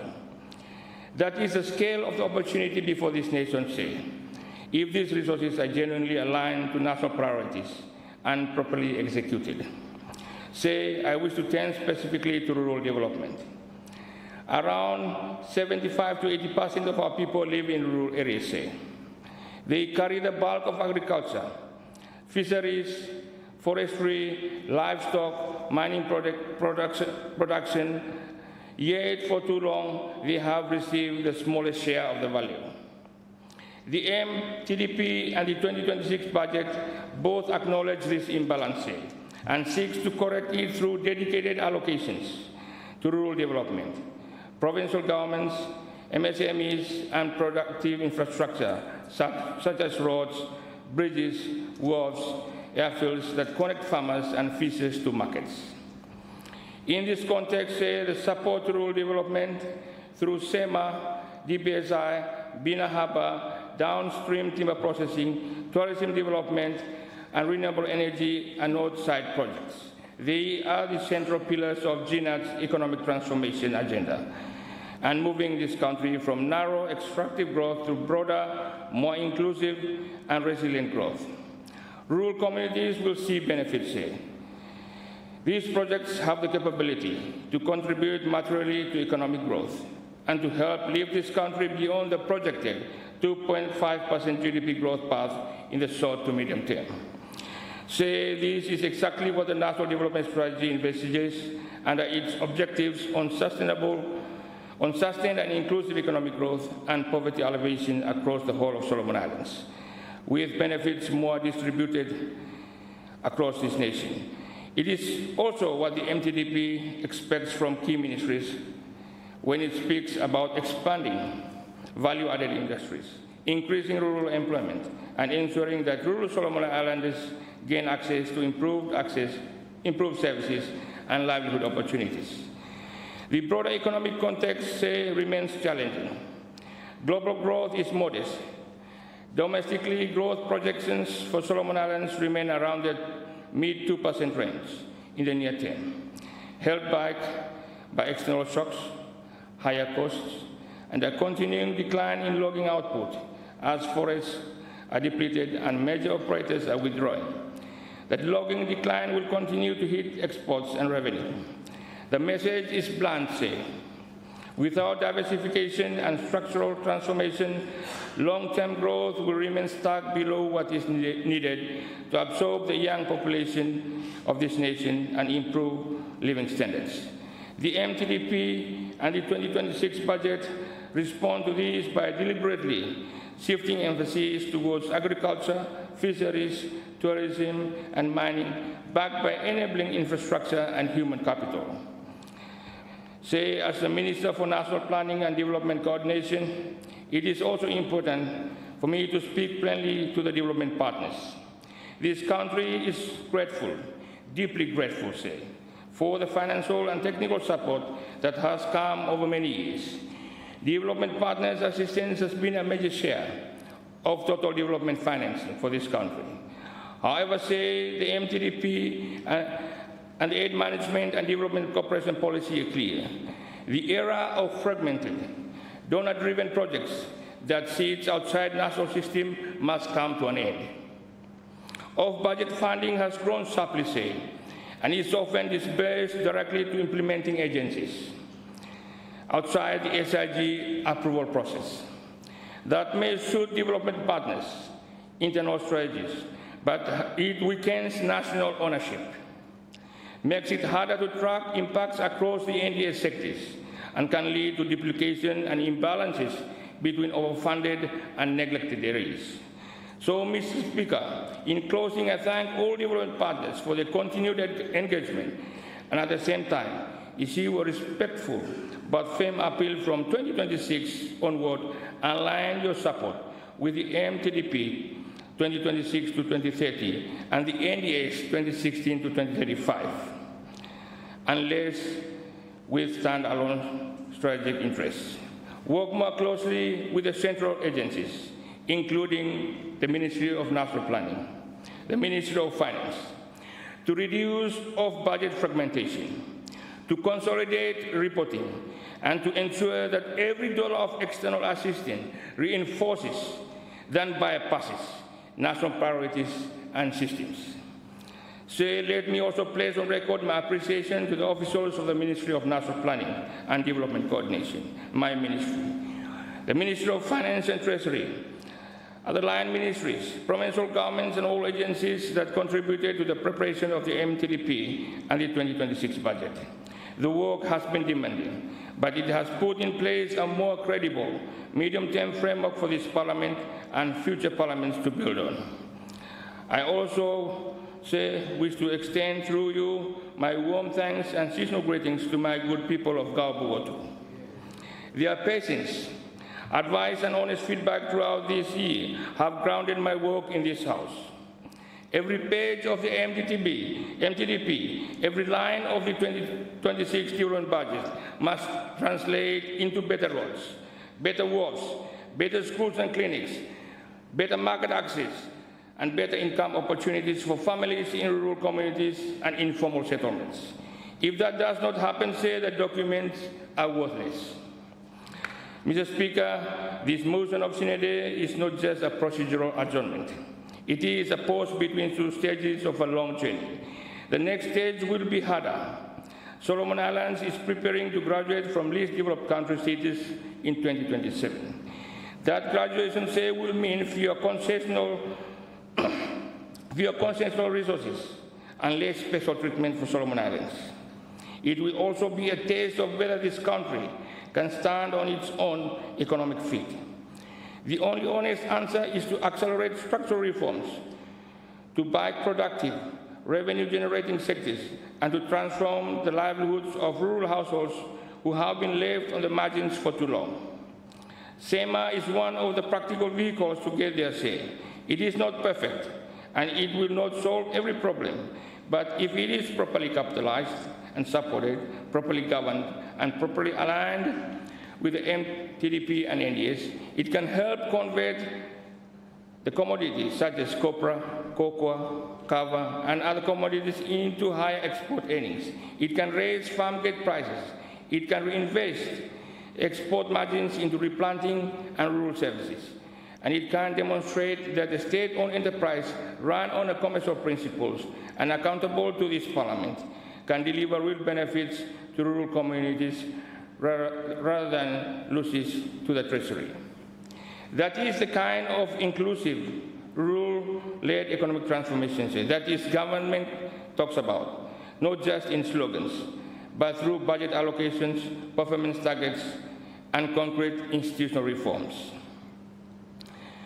Mr. Speaker, as the House prepares to adjourn Sine-Die, I encourage all honourable members of this House, all 50 honourable members, to use the recess to consult widely with your people, with our people, to test the priorities in the MTDP and the 2026 budget against the lived realities in villages, in our wards, and our constituencies, and to bring that feedback into this chamber when Parliament reconvenes next year, say.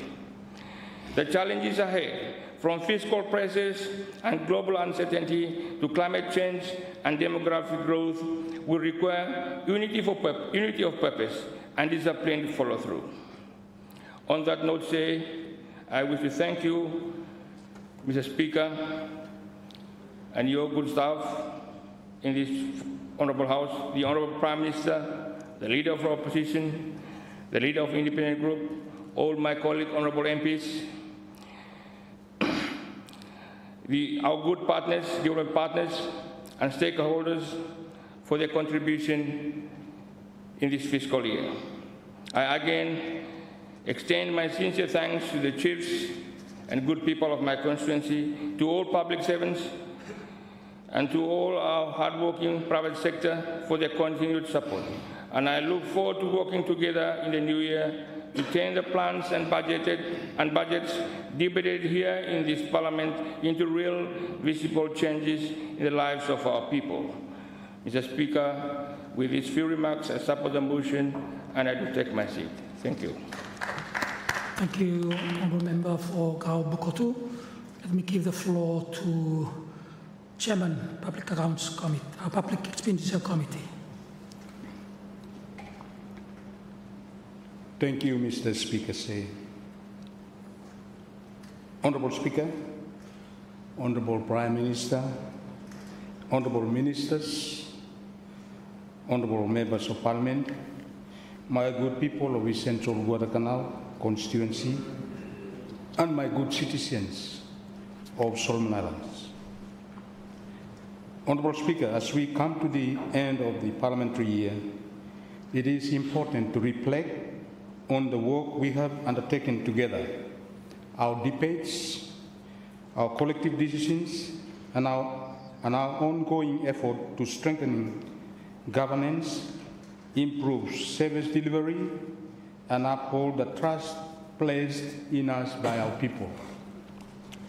I acknowledge the dedication of civil servants, health workers, teachers, farmers, security personnel, public officers, and technical staffs who have continued to serve our nation faithfully. Despite the economic and social pressures facing families across the country. Mr. Speaker, I also wish to thank you for having the trust and for appointing me as the chairman of the Public Expenditure Committee. Sir, this year indeed it was a very challenging year for the Public Expenditure Committee. Some of the challenges we were faced with the issue of quorum during committee meetings, lateness to meetings, and budget constraints. The committee often operates with limited financial resources, which affects its ability to carry out thorough investigations. Lack of funds restricts the hiring the expert consultants, training members and staff, and accessing modern data analysis tools. As a result, the committee may be forced to prioritize only a few cases, even when many audit issues need examination. However, Mr. Speaker, Mr. Speaker, as you are aware, the Public Expenditure Committee is mandated under Standing Order 71F generally to review budget expenditure and make such observation on recommendation arising from the committee's deliberations.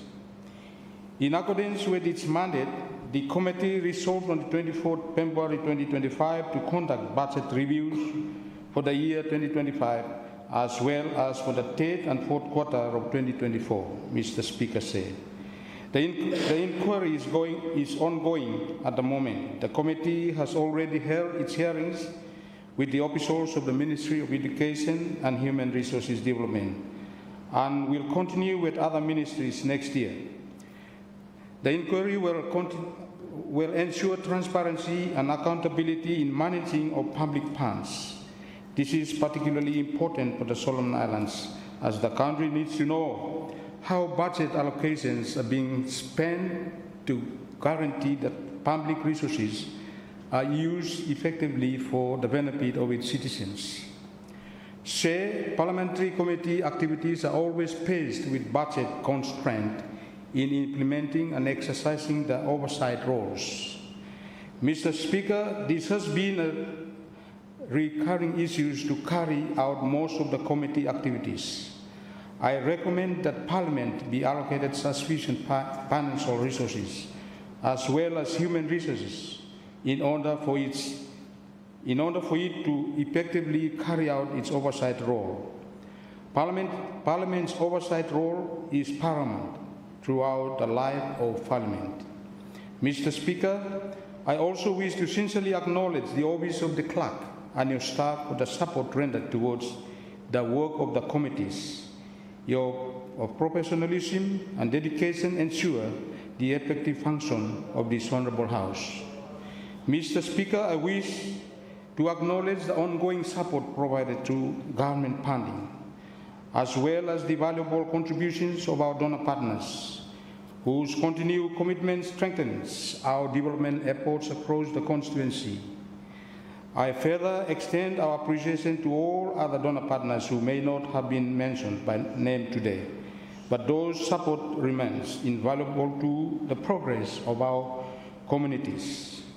On behalf of my constituency, I wish to express our sincere gratitude to the government of People's Republic of China for funding 3 machines to support the needs of our communities. This contribution is more than just equipment. It's a symbol of partnership, friendship, and shared commitment to improving the lives of our people. These machines will make significant contribution to advancing our development initiatives and improving the delivery of essential services, including the maintenance and constructions of roads within East Central Guadalcanal constituency. Although developments in our constituency may not always receive media coverage, media, Facebook, and also important progress is being made on the ground. I wish to acknowledge and sincerely thank everyone who has been involved in these initiatives, whose dedication and efforts continue to improve the lives of our people. As we bring this session to a close, I wish to express my sincere and heartfelt gratitude to the people of East Central Guadalcanal for your patience and understanding during the period in which the RCDF has not been made available. Your resilience, perseverance, and continued support are deeply appreciated and stand as a profound source of motivation for us as we work to deliver the service and development you deserve. I also wish to convey my sincere and heartfelt thanks to all the people of this great nation, Solomon Islands. To every citizen, your dedication, your hard work, and your unwavering spirit contribute to the growth, unity, and prosperity of our nation. Your efforts are recognized, valued, and deeply cherished. Honorable Speaker, our nation continues to face major national challenges, low service delivery, uneven development pressures on urban centers, and persistent inequalities between urban and rural communities. Rural areas remain the backbone of our economy, yet often the least supported. Our priorities must remain clear: strengthening rural economies, expanding access to essential services, addressing rural-urban imbalance, promoting inclusive development, ensuring accountability in government programs. These national issues affect every sector: health, education, infrastructure, agriculture, fisheries, and local entrepreneurship. Honorable Speaker, our rural communities sustain our nation. They drive agriculture, support fisheries, protect our cultural heritage, and represent the majority of our population. Really, national progress will only happen when the daily realities of farmers, market vendors, fishermen, youth, women, and village-based entrepreneurs are improved. Some key areas regarding continued focus included improved roads, bridges, works, and inter-island connectivity, reliable electricity, water supply, and communication system, stronger market linkage and support for small businesses, access to digital technology for information, banking, education, and innovation, support for value-added industries to boost local incomes. These are essential foundations for empowering communities and driving long-term development. To ensure meaningful progress, government support must continue and be strengthened in the following areas: infrastructure development in the provinces. We talk about every time, every provinces need infrastructure development. Digital inclusion for rural and remote communities, support system for farmers, fishermen, women, and youth, strengthening cooperative structures and market access, transparent implementation of community development programs, strong monitoring, coordination, and accountability across ministries. Implementation, monitoring, and accountability remain essential if national initiatives are to deliver real improvements on the ground. Mr. Speaker said, the people of East Central Guadalcanal remain hardworking, resilient, and committed to contribute to national development. Their priorities continue to align with national themes: improve roads, market access, economic support for households, community development, and better access to key services. Our constituency stands ready to continue participating in national efforts aimed at uplifting rural communities and strengthening local livelihoods. However, Honorable Speaker, as we raise for this Senate motion, I wish to leave This Honorable House with a key message, one centered on strengthening our communities through practical strategies and the value that must guide our leadership between now and the next sitting in 2026. Honorable Speaker, as leaders, we need to grow participation in our communities, participation in the lively blood of development. Our people are more willing to take part when they feel respected, informed, and included. Too often, we see community weaknesses, where people withdraw because decisions are meant for them rather than with them.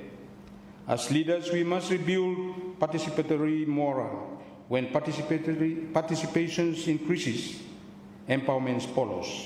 We see this in improved turnout in community meetings, stronger ownership of local projects, a revived sense of confidence among women, youth, church, and elders.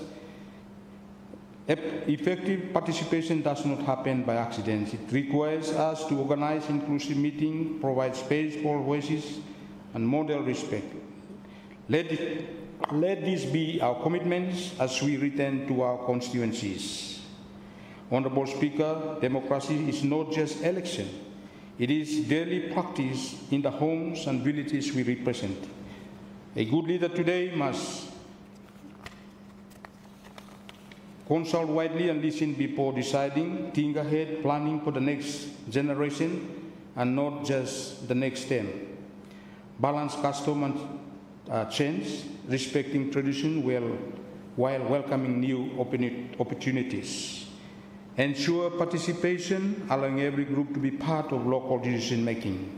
Build inclusion, especially for women, people with special needs, rural dwellers, and youth. It is our duty to embed these democratic values where they matter most in the community. Honorable Speaker, fairness and equity must be cornerstones of our work as leaders. Communities thrive when their needs are clearly identified, prioritized transparently, and raised with balanced and strength-based approach. Using proper needs analysis and drawing community strengths allows us to design actions that maximize impact. As MPs, we must strengthen how we conduct consultation, conflict management, organizing community groups, advocacy, and direct actions, negotiating with authorities, planning and managing local development projects.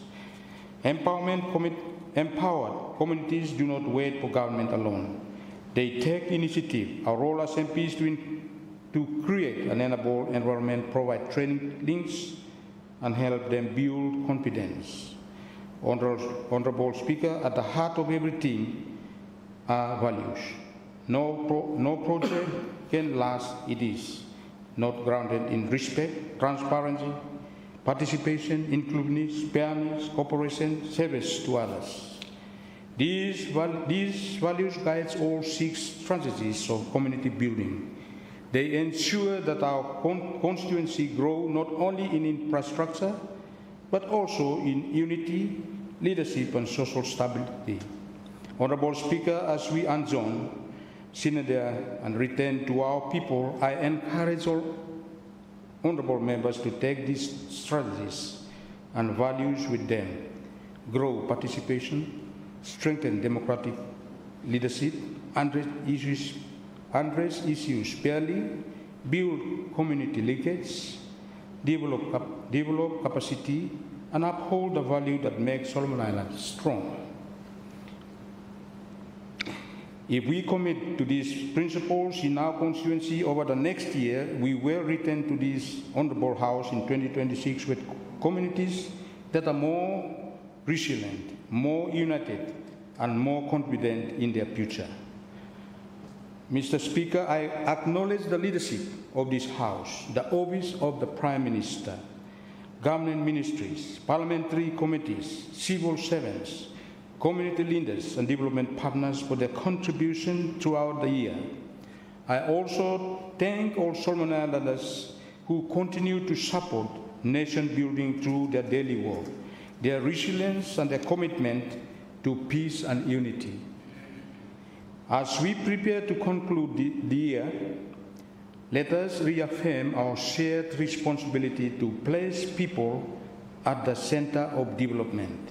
Let us ensure that no community feels forgotten and that no household is left behind. Our vision for the coming year must be one of unity, hard work, inclusiveness, and renewed commitment to transforming rural communities into center of productivity and opportunity. As families prepare for the festival season, I extend warm and heartfelt Christmas greetings to all Solomon Islanders, leaders, community leaders, public servants, private sector, workers, women, youth, people with special needs, and children. May this Christmas bring peace, joy, and renewed hope across our islands. Honorable Speaker, with this reflection and forward-looking remarks, I offer my support for the motion of Sine-Die. I now humbly resume my seat. Thank you. Thank you very much, Honourable Member for East Central Koraknal. Now, let me give the floor to Minister for Environment, Climate Change, Disaster Management and Meteorology. Thank you. Honourable Speaker Say, I rise to join my esteemed colleagues in offering reflection as we conclude this legislative session, Sine-Die. At the outset, I wish to pay special tribute to the traditional landowners and custodians of the land upon which we gather today, whose stewardship continues to ground our work in respect and heritage. Mr. Speaker, this House, like a great voyaging canoe, has navigated both calm waters and turbulent seas, guided by the compass of our Constitution and the trust of our people. While our debates have at times diverged in direction, we have remained united in our destination,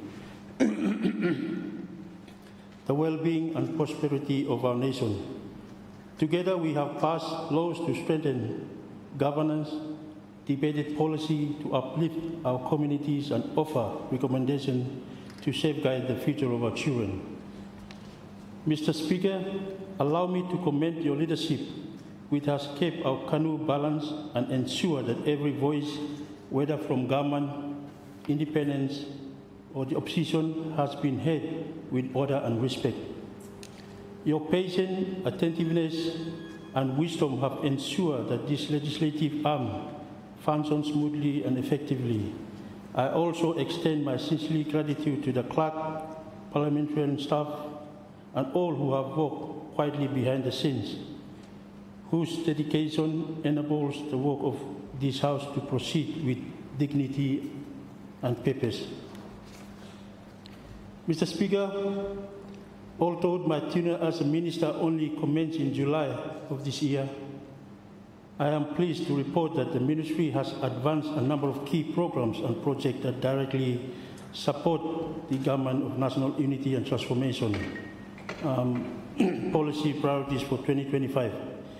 These include initiatives in environment protection, sustainable resources management, climate change adaptation and resilience, disaster risk management, and the provision of 24/7 early warning services. Mr. Speaker, building on this foundation, I am provided to highlight several milestones achieved in 2025. We commend dialogue on a loss and damage policy and investment strategy to ensure Solomon Islands to access the International Loss and Damage Fund. We also launched work towards the Country First National Adaptation Plan, expanded protected areas with landowners under the Protected Areas legislation, initiated construction of disaster warehouse in Honiara and Auki, and made significant progress on the country first weather radar. These are only a few of the highlights, but together they underscore the ministry leadership in advancing climate action, safeguarding biodiversity and protecting community across the nation. Mr. Speaker, with this success comes persisting challenge in delivering environment, climate change, disaster management, meteorology services across our provinces and communities. These are complex, cross-cutting issues that demand strong national, regional, and global engagement. Legislative and policy gaps remain, particularly in enforcement, compliance, and institutional capacity. Data sharing and coordination also require strengthening to ensure timely reporting and evidence-based planning.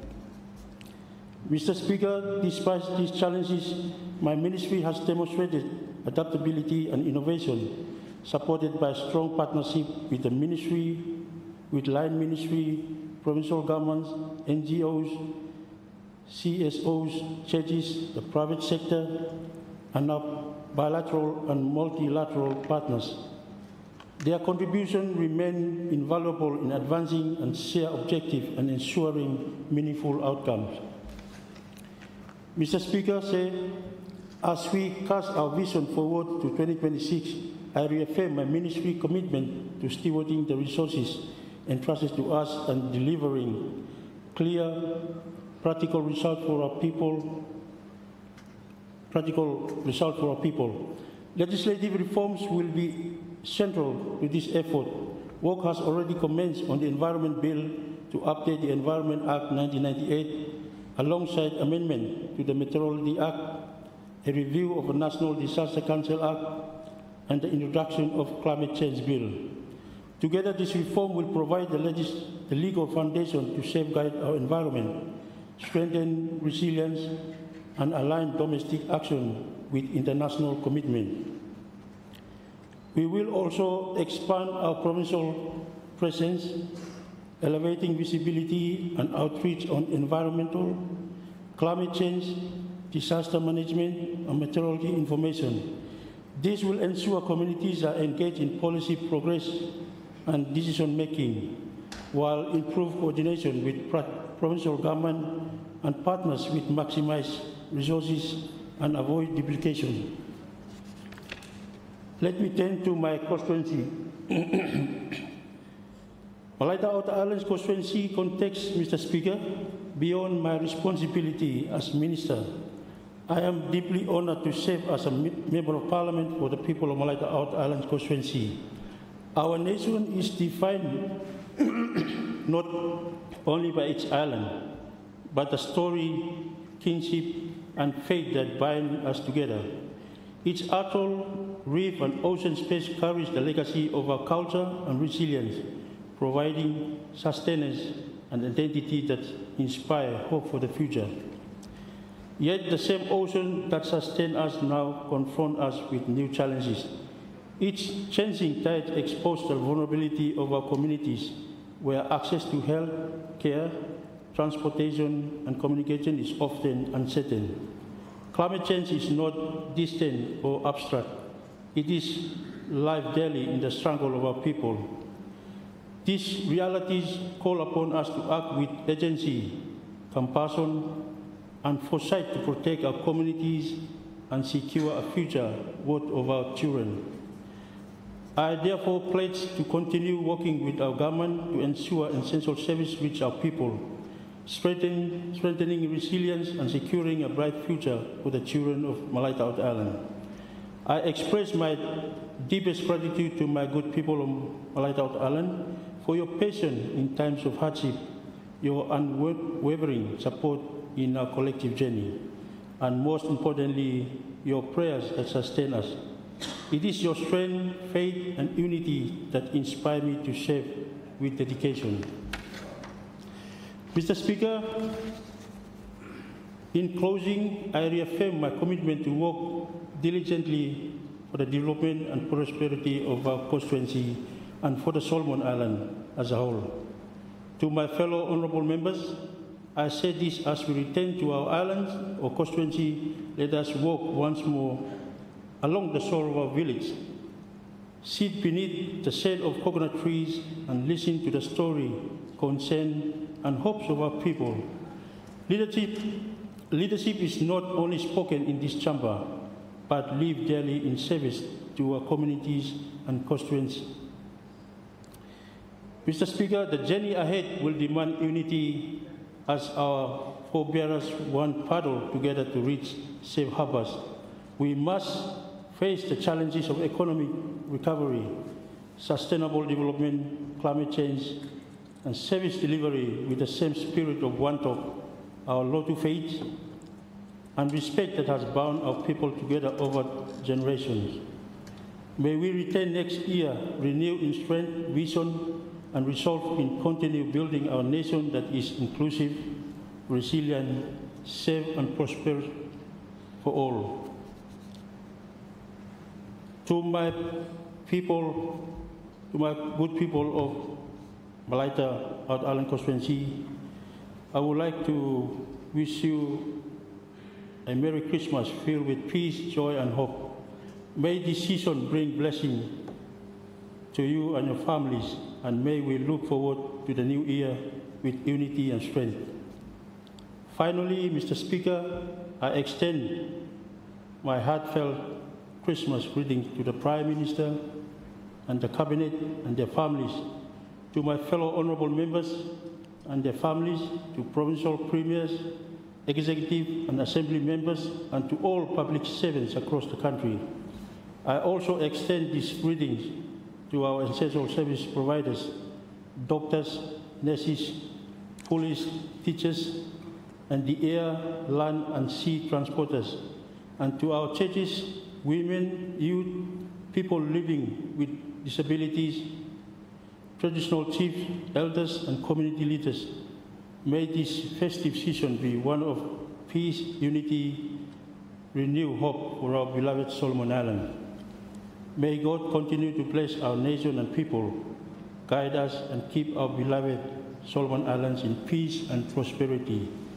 With these remarks, I support the adjournment Sine-Die motion and resume my seat. Thank you, Honourable Member for Malaita Out Island. Let me give the floor to Chairman, Foreign Relations Committee. Thank you, Mr. Speaker, sir. And I rise to firstly thank the Prime Minister for moving the motion, traditional motion at the end of the annual year for Parliament. Thank you, Prime Minister, for moving the motion, and I rise in support of the motion. Mr. Speaker, sir, as you know, the Foreign Relations Committee, of whom you have appointed my good self as the chairman of, has delivered the big outcome this year of the joining of the Pacific Interparliamentary Assembly, working in closely with your good office. We have been very much at the forefront of this particular initiative, which is a regional one, and we have secured the establishment of this parliamentary group for the Pacific Islands. And that is from your leadership.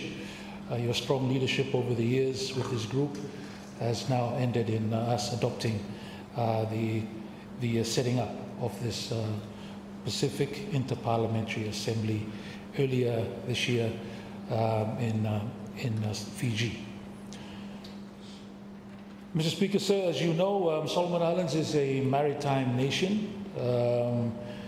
We would know that the land space compared to the ocean space is quite a big difference.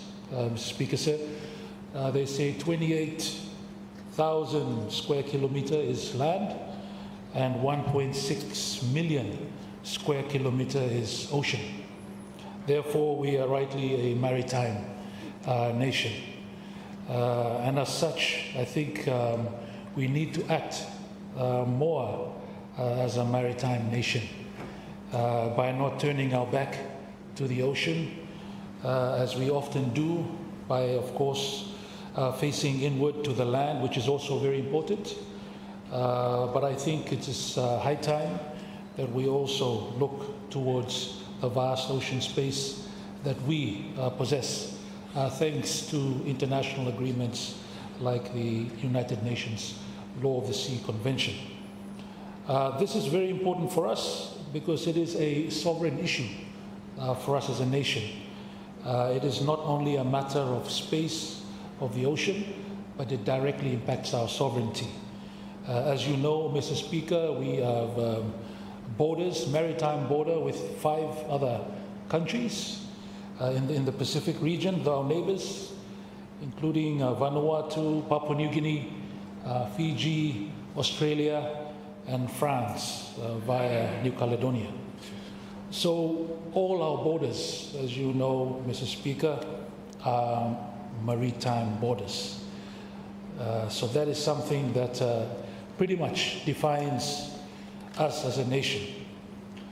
Therefore, the security of that space becomes of vital interest to us, Mr. Speaker, sir. Therefore, the need to increase the number of our maritime officers in our police division is very much an important issue that we must look at it with much urgency.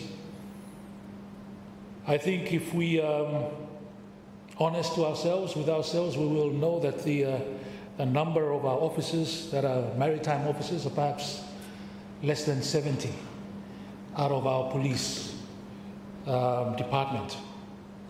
So that, I think, is a clear indication that we will need to boost our maritime officers to the numbers that is needed. Of course, this also comes with equipment.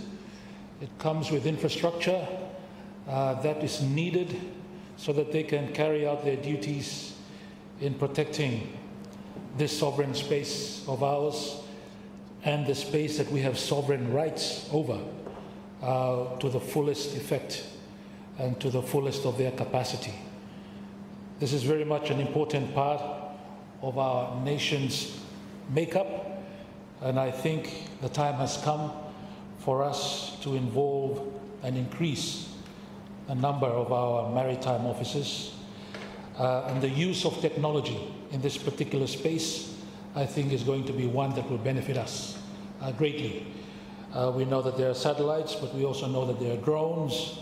We also know that technology continues to evolve at a rapid pace, and the partnerships that we have is important. When it comes to partnership, Mr. Speaker, sir, I, for one, would support a restricted partnership, particularly in the area of our maritime space. We have a lot of partners who might want to become involved in that particular space of our maritime space, but I think we need to be very careful and we need to be very restrictive in that big space. We don't want to attract what might be happening in other parts of the world, and indeed up at the North Pacific, where contested space becomes an area where behavior of larger countries becomes an issue. So, Mr. Speaker, sir, when it comes to security for maritime, let us be very focused. Let us have just one partner of choice that we can work with very closely, and of course, others we can also work with that clear understanding of that space. I think it's very important, Mr. Speaker, sir, that we don't open up this space too much, that it would allow us to become a playground for those that seek to use that space for their own interests to use, Mr. Speaker, sir. Let us be vigilant in our maritime space. We know that there is now more drug trans-boundary movement of illicit drugs and crime. Let us continue to watch that space, and let us continue to encourage the government to sign up to these international conventions, particularly on the trans-boundary crime and the need for cooperation in that space. Mr. Speaker, I think to many observers, this particular space and the concerns around it will only increase as we move forward in time. So I think it's great that the focus needs to be there. I would encourage GNUT to look into this very urgently and make sure that our maritime space is secured. Mr. Speaker, sir, that relates as well to our sufferance wharves, an issue of national interest to this country, and I think it's important that we keep it as a national interest issue, that we do not allow it to be hijacked or overtaken by other interests, other business interests, other special interests that are out there. I think it's a national interest issue that our government should really look at it through that lens. There are definitely going to be other interests, and that is natural, but I think it is time that we look at it through a very particular national lens to see the national importance of our entry into the country, Mr. Speaker, sir. And for that, the Solomon Islands Ports Authority is the authority that looks after our ports, and at this time, I would support focusing on allowing that particular authority to look after our entry into our space from the ports. Mr. Speaker, sir, they have all the facility they need, and I understand they will be increasing their capacity again in the near future, especially here in Honiara, but also out in Norum. Mr. Speaker, sir, we know that Solomon Islands is structurally handicapped. We are structurally handicapped. That is to say that even if we meet all our targets that have been set for us, or we have been setting ourselves, we might fall short just because of our inherent makeup. We are archipelagic in nature, geographically, and we are fragmented. And these are challenges that other countries don't necessarily face. So we will be structurally handicapped moving forward. We might be meeting all our goals, but in the end, we might still be limited. Our narrow resource base is still there. Our small size doesn't allow us to benefit from economies of scale. We are a small but very open economy that is subject to shocks, external shocks. So, Mr. Speaker, knowing those challenges that we face, I think it's the basis for us to look forward in terms of what are our fundamental policies that we need to look at in order to move forward with confidence, Mr. Speaker, sir. We have to accept that, yes, we are structurally handicapped. In fact, perhaps some observers might even add the fact that we are diverse culturally, perhaps ethnically, as another factor in that structural handicap. But I think we need to rise beyond whatever divisions we have. We have to rise even above and beyond our diverse ethnic makeup. That is a blessing for us, but we need to focus more on the unity that comes. It doesn't come by itself. It needs effort. It needs all of us working together. It even needs resources. Mr. Speaker, sir, unity does not happen automatically. We will need to spend, we will need to invest in this unity to bring us together. And that is going to be our challenge moving forward. And that should be the lens as well that we are looking at, even through the decentralization approaches or that process that is coming. We need to look at it with that broader lens of national unity is so important. Something that we're even struggling now, going towards 50 years, to struggle to find what our national identity is. That is something that the government of the day would have to shoulder moving forward. And this work will never stop. Mr. Speaker, so I've said it on this floor. The work on uniting our country will never stop. It will continue. It will continue, and we will hand it on to the next generation, and they will hand it on to the next generation. That is very important for us not to forget. And it involves investment, Mr. Speaker, sir. But if we understand our structural handicap, I think it will allow us to plan and move ahead with or despite those handicaps. We know that climate change will be impacting all countries around the world. All countries will not be exempt from the impacts of climate change, including the adverse impacts of climate change. But it is in the response to that we will differ. We will be different. The countries that have the resources and the capabilities can perhaps respond to this challenge much more easier than those of us who are already struggling to respond to another added challenge. When we accept what we are, I think that sets us on a good path to move forward with confidence, with clear policy guidelines, clear directions in terms of what we need to do, not what we want to do, what we need to do, Mr. Speaker, in order to move forward as a nation for our future generation of our beloved Solomon Islands. Mr. Speaker, sir, on the CDF Act, we are in the early days, teething perhaps process of that particular implementation of this law. But I'm starting to feel, Mr. Speaker, sir, that perhaps it's time for some amendments already.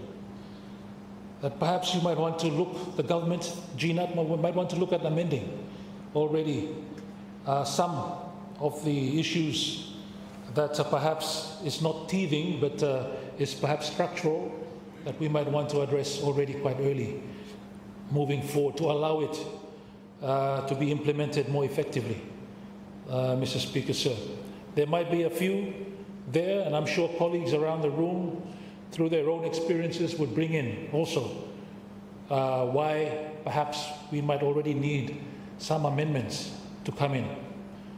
But I, for one, would just, Mr. Speaker, sir, want to point out that the particular descriptive nature of the percentages of the so-called 40, 20, 20, 20 use of the funds might need to be reviewed so that it allows discretion by constituents and constituency themselves to determine how they will use those funds.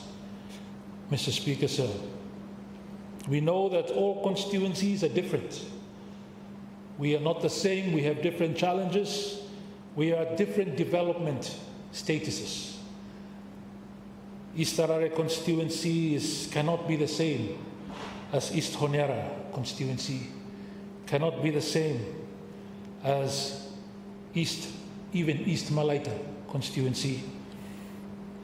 I think it's time we recognize that we have challenges that are quite specific to our constituencies, that perhaps we might need to free up those funds to be determined by the constituents themselves, with us together, honourable members of this House, so that we can utilize those funds the best we see it for our people, Mr. Speaker, sir. That is just one, but I think it's one that others might also be feeling the need to perhaps address at the earlier the better, Mr. Speaker, sir. So I would encourage GNAT to bring your amendments that you might have for this particular CDF Act to the floor of Parliament next year, so that we can fully implement, effectively, more effectively implement this particular law.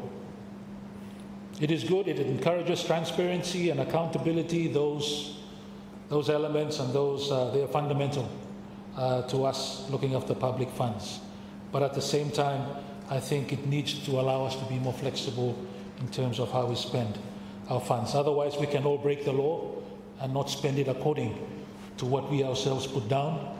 That is fine as well, but that won't be a good example to our people when we start to go and skirt the law and try to bend it but not break it, kind of thing.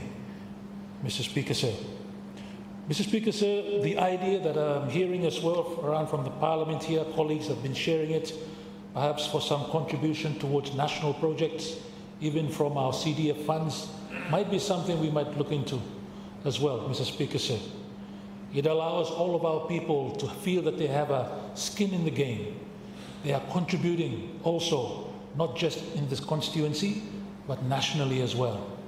So maybe we can put aside some amount to be determined by us here that would allow us to have that feeling of nationally contributing and contributing as well in a small way towards our national identity. I think all these things, they help in moving our nation forward and getting the mindset of our people even beyond the constituency and looking at the nation as a whole. So I particularly like that idea. If we can contribute, all of us, towards national projects or programs, I think that would go a long way also towards adding to our national identity, at least the mindset of our people. Mr. Speaker, sir.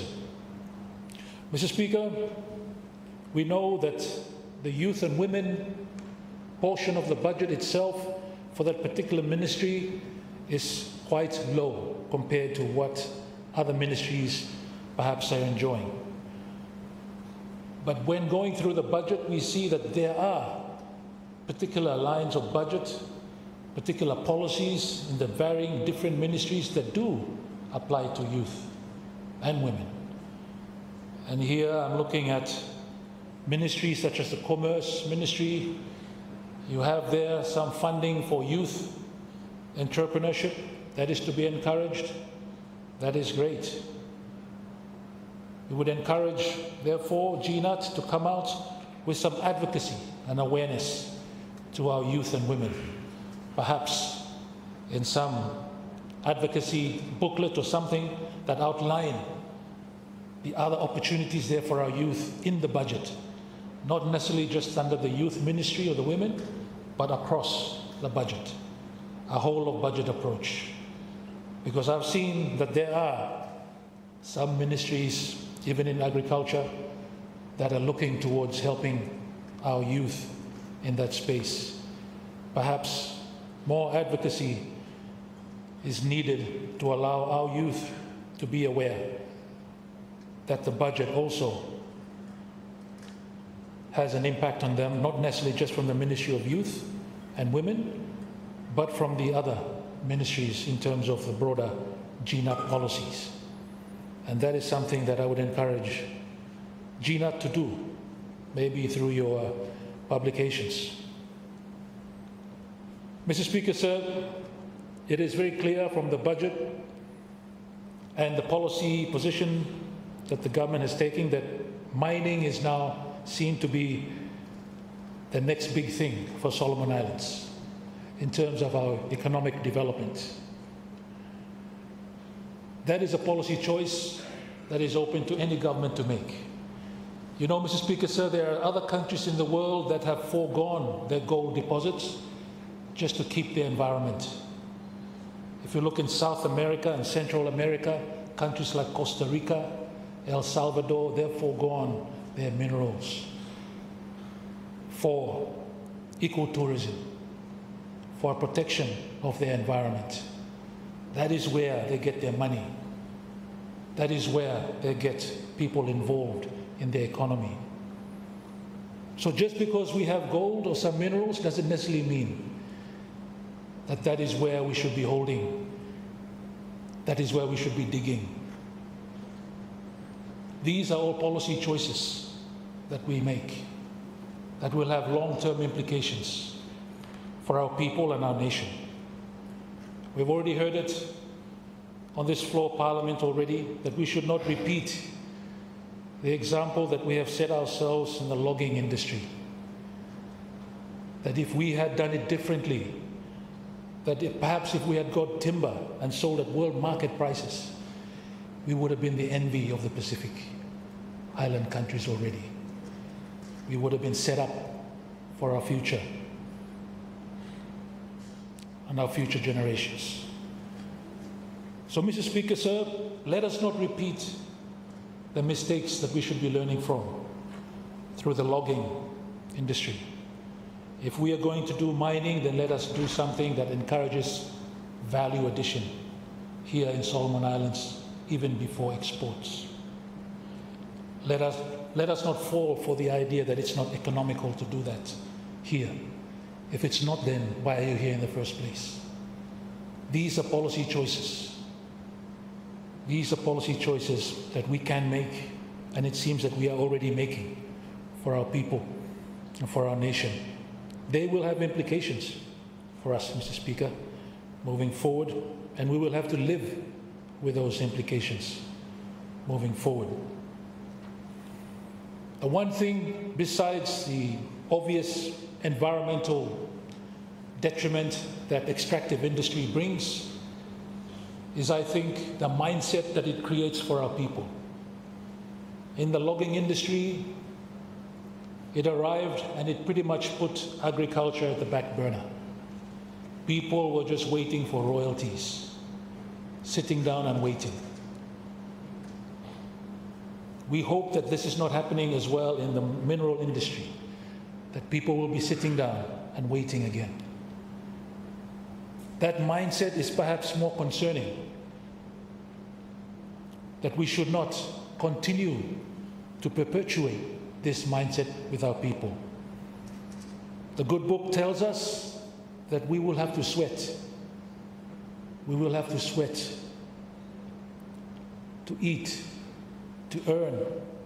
Economically, we would have to. We would have to. We cannot just sit back and wait for royalties to be handed down to us, Mr. Speaker. That mindset is something that the government of the day should really think about as well. We should be more about empowering our people through opportunities that they themselves become part of, Mr. Speaker, sir. That is something that we should really seriously think about. Development that allows most people of our country to be effectively participating in. When you're sitting for an extractive industry, you're not involved with that particular industry. It's run by foreigners. Yes, there may be some employment, but that employment moves on when the mine closes. Mr. Speaker, sir, let us look for development that allows meaningful participation from Solomon Islanders in the economy of the country. Once again, for some of us it's very clear. It's agriculture, it's fisheries, it's where we should be focusing our energy. It's where we should be putting our people to focus their natural talents on those particular areas. And yes, just like others have said in this House, including the Leader of Opposition, I also subscribe to the fact I feel is the fact that if we focus on this and these industries, Solomon Islands will double, triple its GDP. GDPs are numbers, Mr. Speaker, sir. They're important for economists to see and for those to label us as whether we're least developed or not. But I think the bigger issue here is just allowing our people to participate in the economy of our country. You know, Mr. Speaker, sometimes GDP, tam aid lo country have also upon to GDP block country, depending na lo population size. Lelebet aid arrive no lot countries sem Tuvalu, ma GDP sutap na. So it can be, GDP can be an indicator that helps us, but it also can be one that can be skewed to meet other interests as well. But let us focus on development that gets our people engaged and gets money into their pockets, Mr. Speaker, sir. I would also like to join others and colleagues around here in thanking our development partners for supporting us in our road towards better development for our people, Mr. Speaker, sir. All our development partners here in Honiara Those that have seen fit to put up offices, embassies here in Honiara are most welcomed to stay and contribute towards our development in partnership with us, Mr. Speaker, sir. But I think it's clear from our budget that we've just passed and from budgets gone as well. It's a historic budget that we just passed, Mr. Speaker, as you know. The highest budget, I think, in the history of Solomon Islands, 5.6 billion. When I started in the last house, it was going up to 4 billion, or just about 4 billion. Now we're going 1.6 billion more, just over one house. Mr. Speaker, sir, we find that in the budget, their budgetary support only comes from only a small number of our development partners. It is clear that there are other development partners that budget support is not part of their policy. It is not part of their policy that we cannot get water from stone. But we already know who has been contributing in budgetary support to support the budget of the government. Mr. Speaker, sir, there are other partners of ours that can give us concessional loans, but they will never give us budgetary support. Mr. Speaker, sir, we know that there is differences within our partners. Many of our partners here are members of the OECD, the most developed countries, that they are duty-bound and obligation-bound to provide countries like us, LDCs, support. And that is their own rules that they have made for themselves, Mr. Speaker, sir. But then there are other partners here that are not members of OECD. They do not go by OECD rules. They go by their own rules. And we cannot expect them to deliver on budgetary support. When it comes to budgetary support, sir, Mr. Speaker, sir, there's ways to get more support. I see this budget and I see a lot that we can do already in this space with more budgetary support. That is something that we know we can do even now. GNAT, you can do this. The power is in your hands. You know that we need resources to get the things done, and for some time we will still need budgetary support, Mr. Speaker, sir. We will continue to need budgetary support. Even after we graduate from LDC, if that is the wish of the government, we will continue to need budgetary support until we triple, quadruple, 5 times our GDP. Even better, 10 times now. There now. We can start thinking about, oh, support Blivalem, all right, we can go with this under our own steam. But as it is, and for the foreseeable future, we will need budgetary support. And the way to get more budgetary support is already there, Mr. Speaker, sir. GNAT is fully aware of how to do this. It is a moral duty of any government to ensure that its policies are implemented effectively and that the population benefits from delivery of service. Why would we shut down options that are there for us in order to gain more budgetary support from those who we already know can give and who can give even more, Mr. Speaker, sir? It's a no-brainer.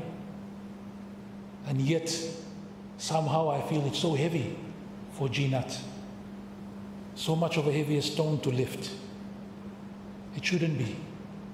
We owe it to our people to allow them to enjoy services, health services, education services. Give more of these to our budgetary support partners who are waiting to help, Mr. Speaker, sir. Let us do the right thing. Let us do the right thing and allow that budgetary support to come in more effectively so that we can deliver on the programs, the great programs that you already have in terms of GNUT's policy, Mr. Speaker, sir. Mr. Speaker, with regards to international relations, I would just like to start by offering condolences as Chairman of Foreign Relations Committee to the people of Australia and the government of Australia for the tragedy that they have gone through yesterday in the mass shooting at Bondi, Sydney, Australia. Mr. Speaker, sir, elements of anti-Semitism have been reported to be involved in this mass shooting. Mr. Speaker, sir, those of us who are Christians, who read the Bible, know that this is not new. Anti-Semitism is the oldest persecution of any people in the world, recorded in the Bible from Babylon, Babylonians, the Roman Empire. These things continue until the present day to the Jewish people. Mr. Speaker, sir, I was in Australia just the other month attending an anti-Semitism. That was where I learned about the big issue in Australia. That's where I met a Holocaust survivor going towards 100 years, saying that she has never felt unsafe in Australia all her life until recently.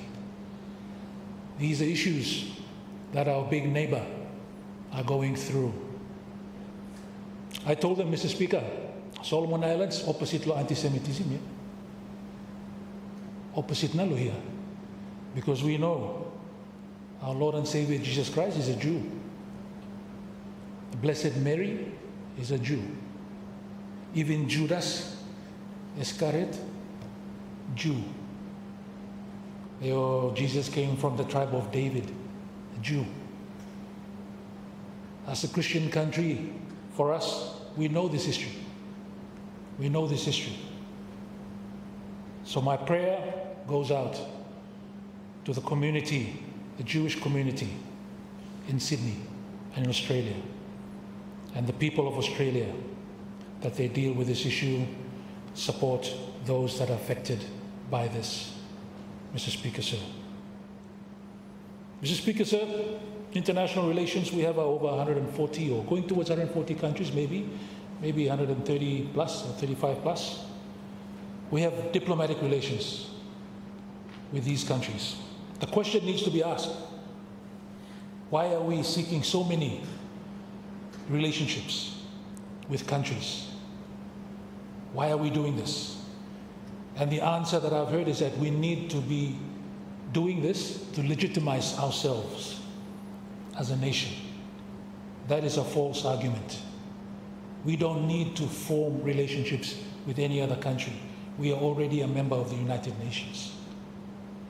Our flag flies very proudly with the other over 190 countries already every day at the United Nations. This policy that somehow we need to get more recognition by signing up relationships with other countries is just not correct, Mr. Speaker. If it is for any other reason, then we should know. Why is it? Other countries, they do that, and they have their reasons. They have their reasons. But the reason that we're signing up because we need to legitimize our own statehood, that itself is not a genuine reason, and in fact, it's not a correct reason. Instead of signing up with many more countries, let's focus on the ones we already have signed up with. Focus on their strengths. Let us move beyond just signing up for elections of the Security Council, elections of the ECOSOC, Economic and Social Council at the United Nations. Let's move beyond that. Imino using for vote, election vote at international level. Let's forge our relationship based on our own values. What is important to us, Solomon Islands? What is the interest we share with that particular nation? They might not have something developmental to us, but the value is something we share. Yes, that's important. Let's continue to seek out those relationships. But in terms of development, yes, I think we can do with pursuing more deeper relations with countries we've already signed up with, including those in Scandinavia, Uplo North. Story with the Mogatamo, Mr. Speaker, sir. I got the friends blame there who are very much focused in Africa, but need to be focused more on us here in the Pacific too, including us Solomon Islands, Mr. Speaker, sir. And they will not come unless we have to pursue them. Mr. Speaker, sir, we have to pursue. We have to talk with them. It's very important for us to work together in terms of what they can bring to the table and what we can also offer. Many times, Mr. Speaker, sir, a lot of our partners are just looking for a reliable partner, someone that they can count on, Mr. Speaker, sir.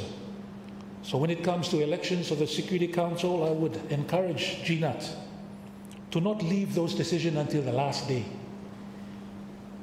When you're in the hall, about to press the yes or no button to support or write, scribble on the ballot as to who you will be supporting, which country. Let us not play that game, Mr. Speaker, sir. Let us be upfront, let us be honest, let us be truthful, telling our partners. Many times there will be a couple of our partners contesting for one seat. Let us be frank.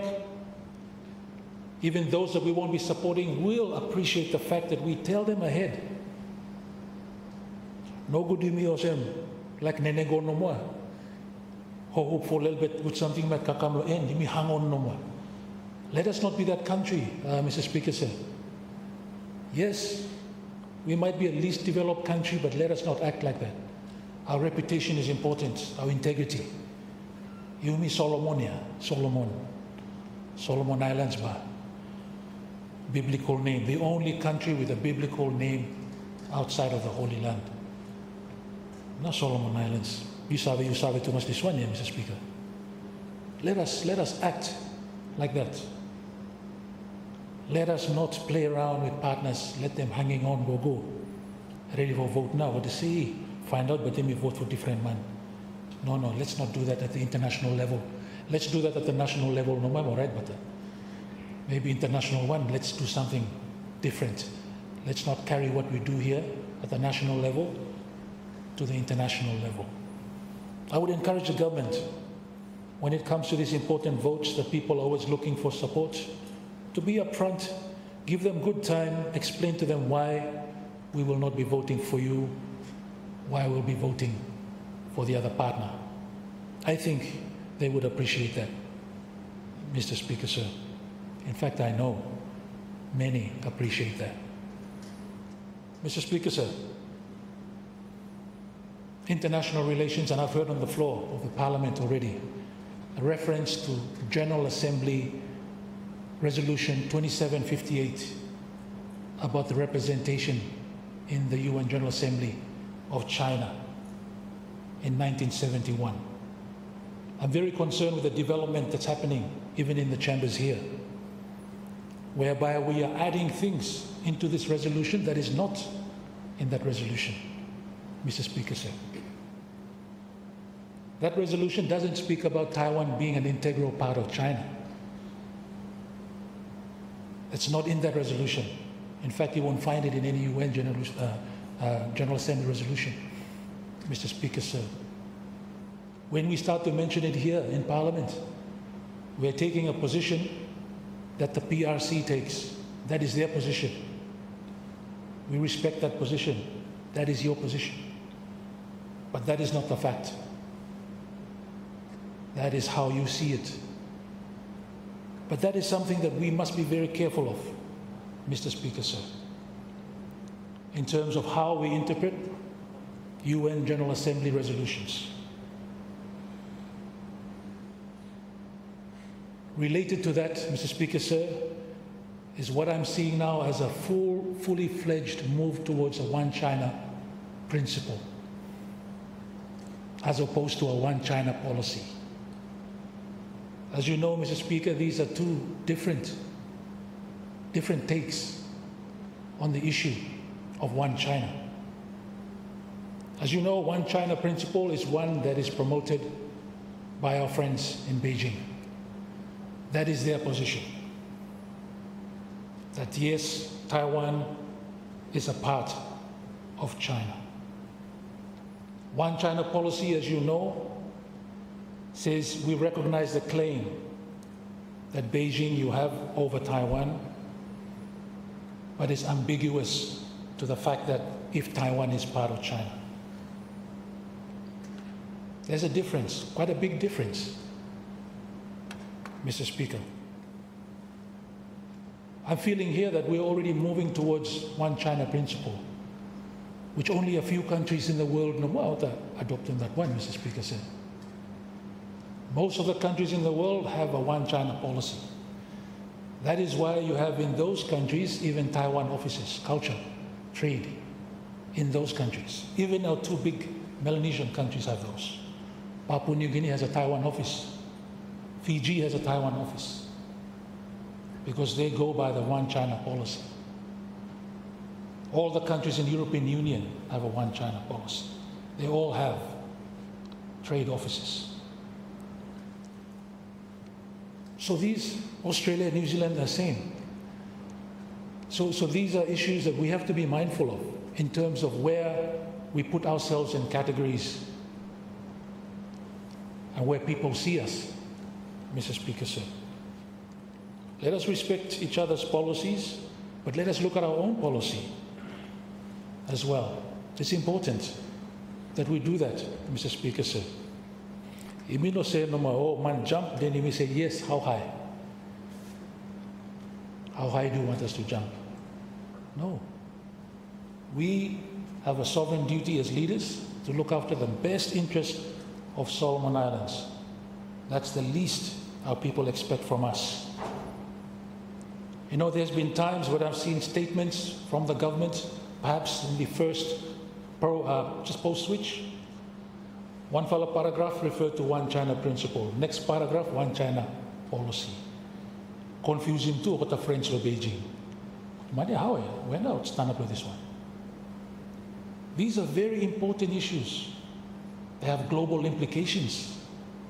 You know well, Mr. Speaker, sir. Me not tell him anything new here. Let us be more mindful of how it is we conduct our foreign policies. Mr. Speaker, sir, I think it's also time that our ambassadors respect the division between Waka Blokata and Yumiota politicians. For ambassador for comment publicly, for post below member of parliament, calling something that member of parliament calls for prayer and support for persecution, calling it cheap politics, that is unheard of in my time of international relations. I know there are wolf warriors in China. They protect China's interests. But now we have wolf warriors attacking our own people. What are we doing? Why are we teaching our diplomats? We should know better. There's a clear line. There's a clear line here, Mr. Speaker said. I, for one, as chairman of the Foreign Relations Committee, am not happy.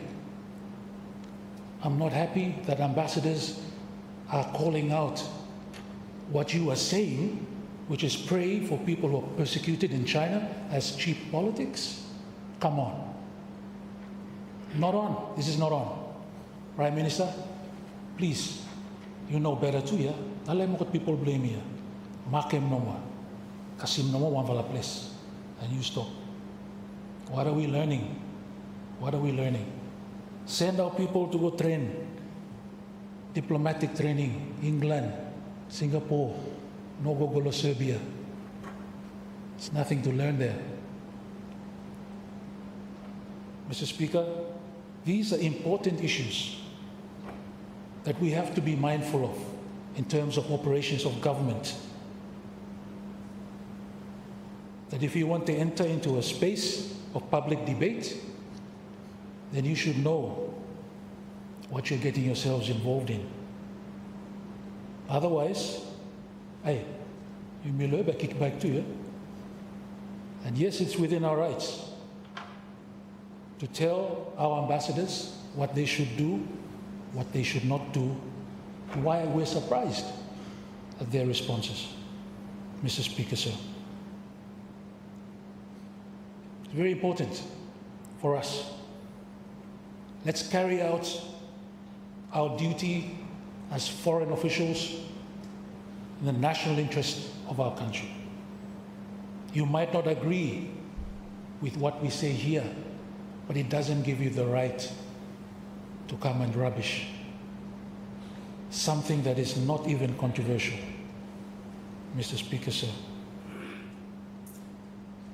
Mr. Speaker, when it comes to Parliament, I'm very much supportive, as many colleagues around here, for us to work next year for a calendar. Calendar now. Chairman lo House Committee lo here, we will look forward for calendar now. Yeah? I think having a calendar will help all of us. Not only us here around this house, sitting in this august chamber, but our public servants who are writing bills and laws, so that they know when the next meeting is, they aim to deliver on the government's policies.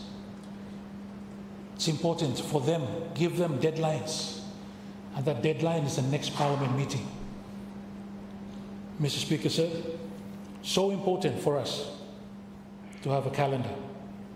Every time we mention to our colleagues around that we don't have a calendar, everyone's surprised. Hey, Truman, you will run how no more. No, we need a calendar. We need a calendar. Yeah, Prime Minister no need for worry to us by no any motion to come, so you go ahead no more them calendar no more. We saw what time we meet no more. What time we will meet. That's more important for us than perhaps politics. How we meet or we no good motion move, we wait for time, those kind of things. These things will always happen. The stability or instability that the Prime Minister referred to, it's part of politics, particularly more so in the Solomons or Melanesia as a whole. That's nothing new. Mr. Speaker, sir, of course, it's good to have a stable government so that policies are delivered. That is a given, for sure.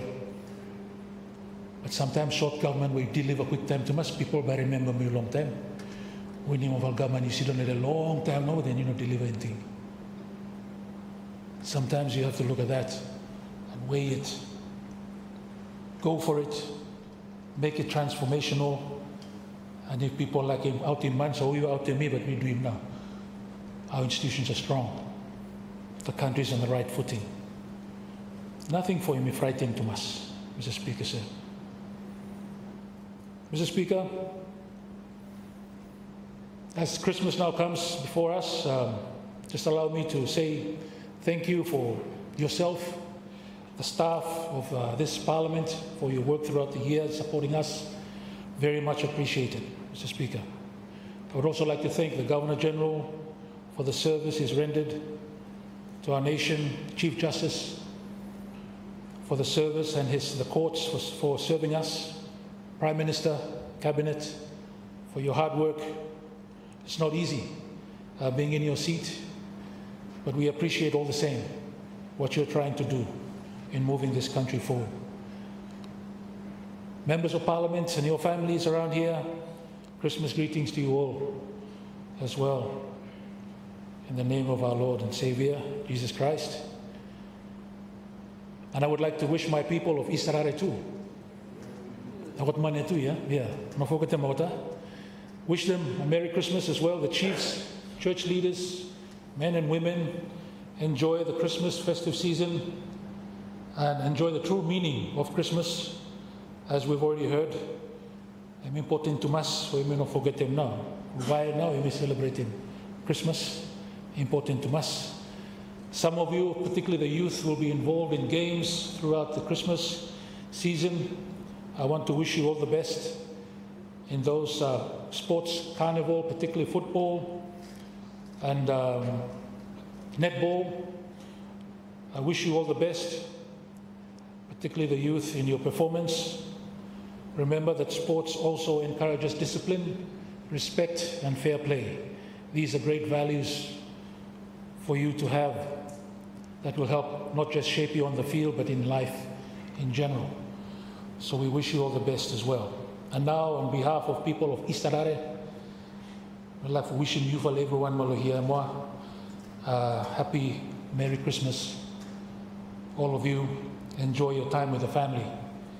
And let's come back next year refreshed with some more new ideas, some more new laws for us to pass through this Parliament, and continuing to serve the people of this beloved nation of ours.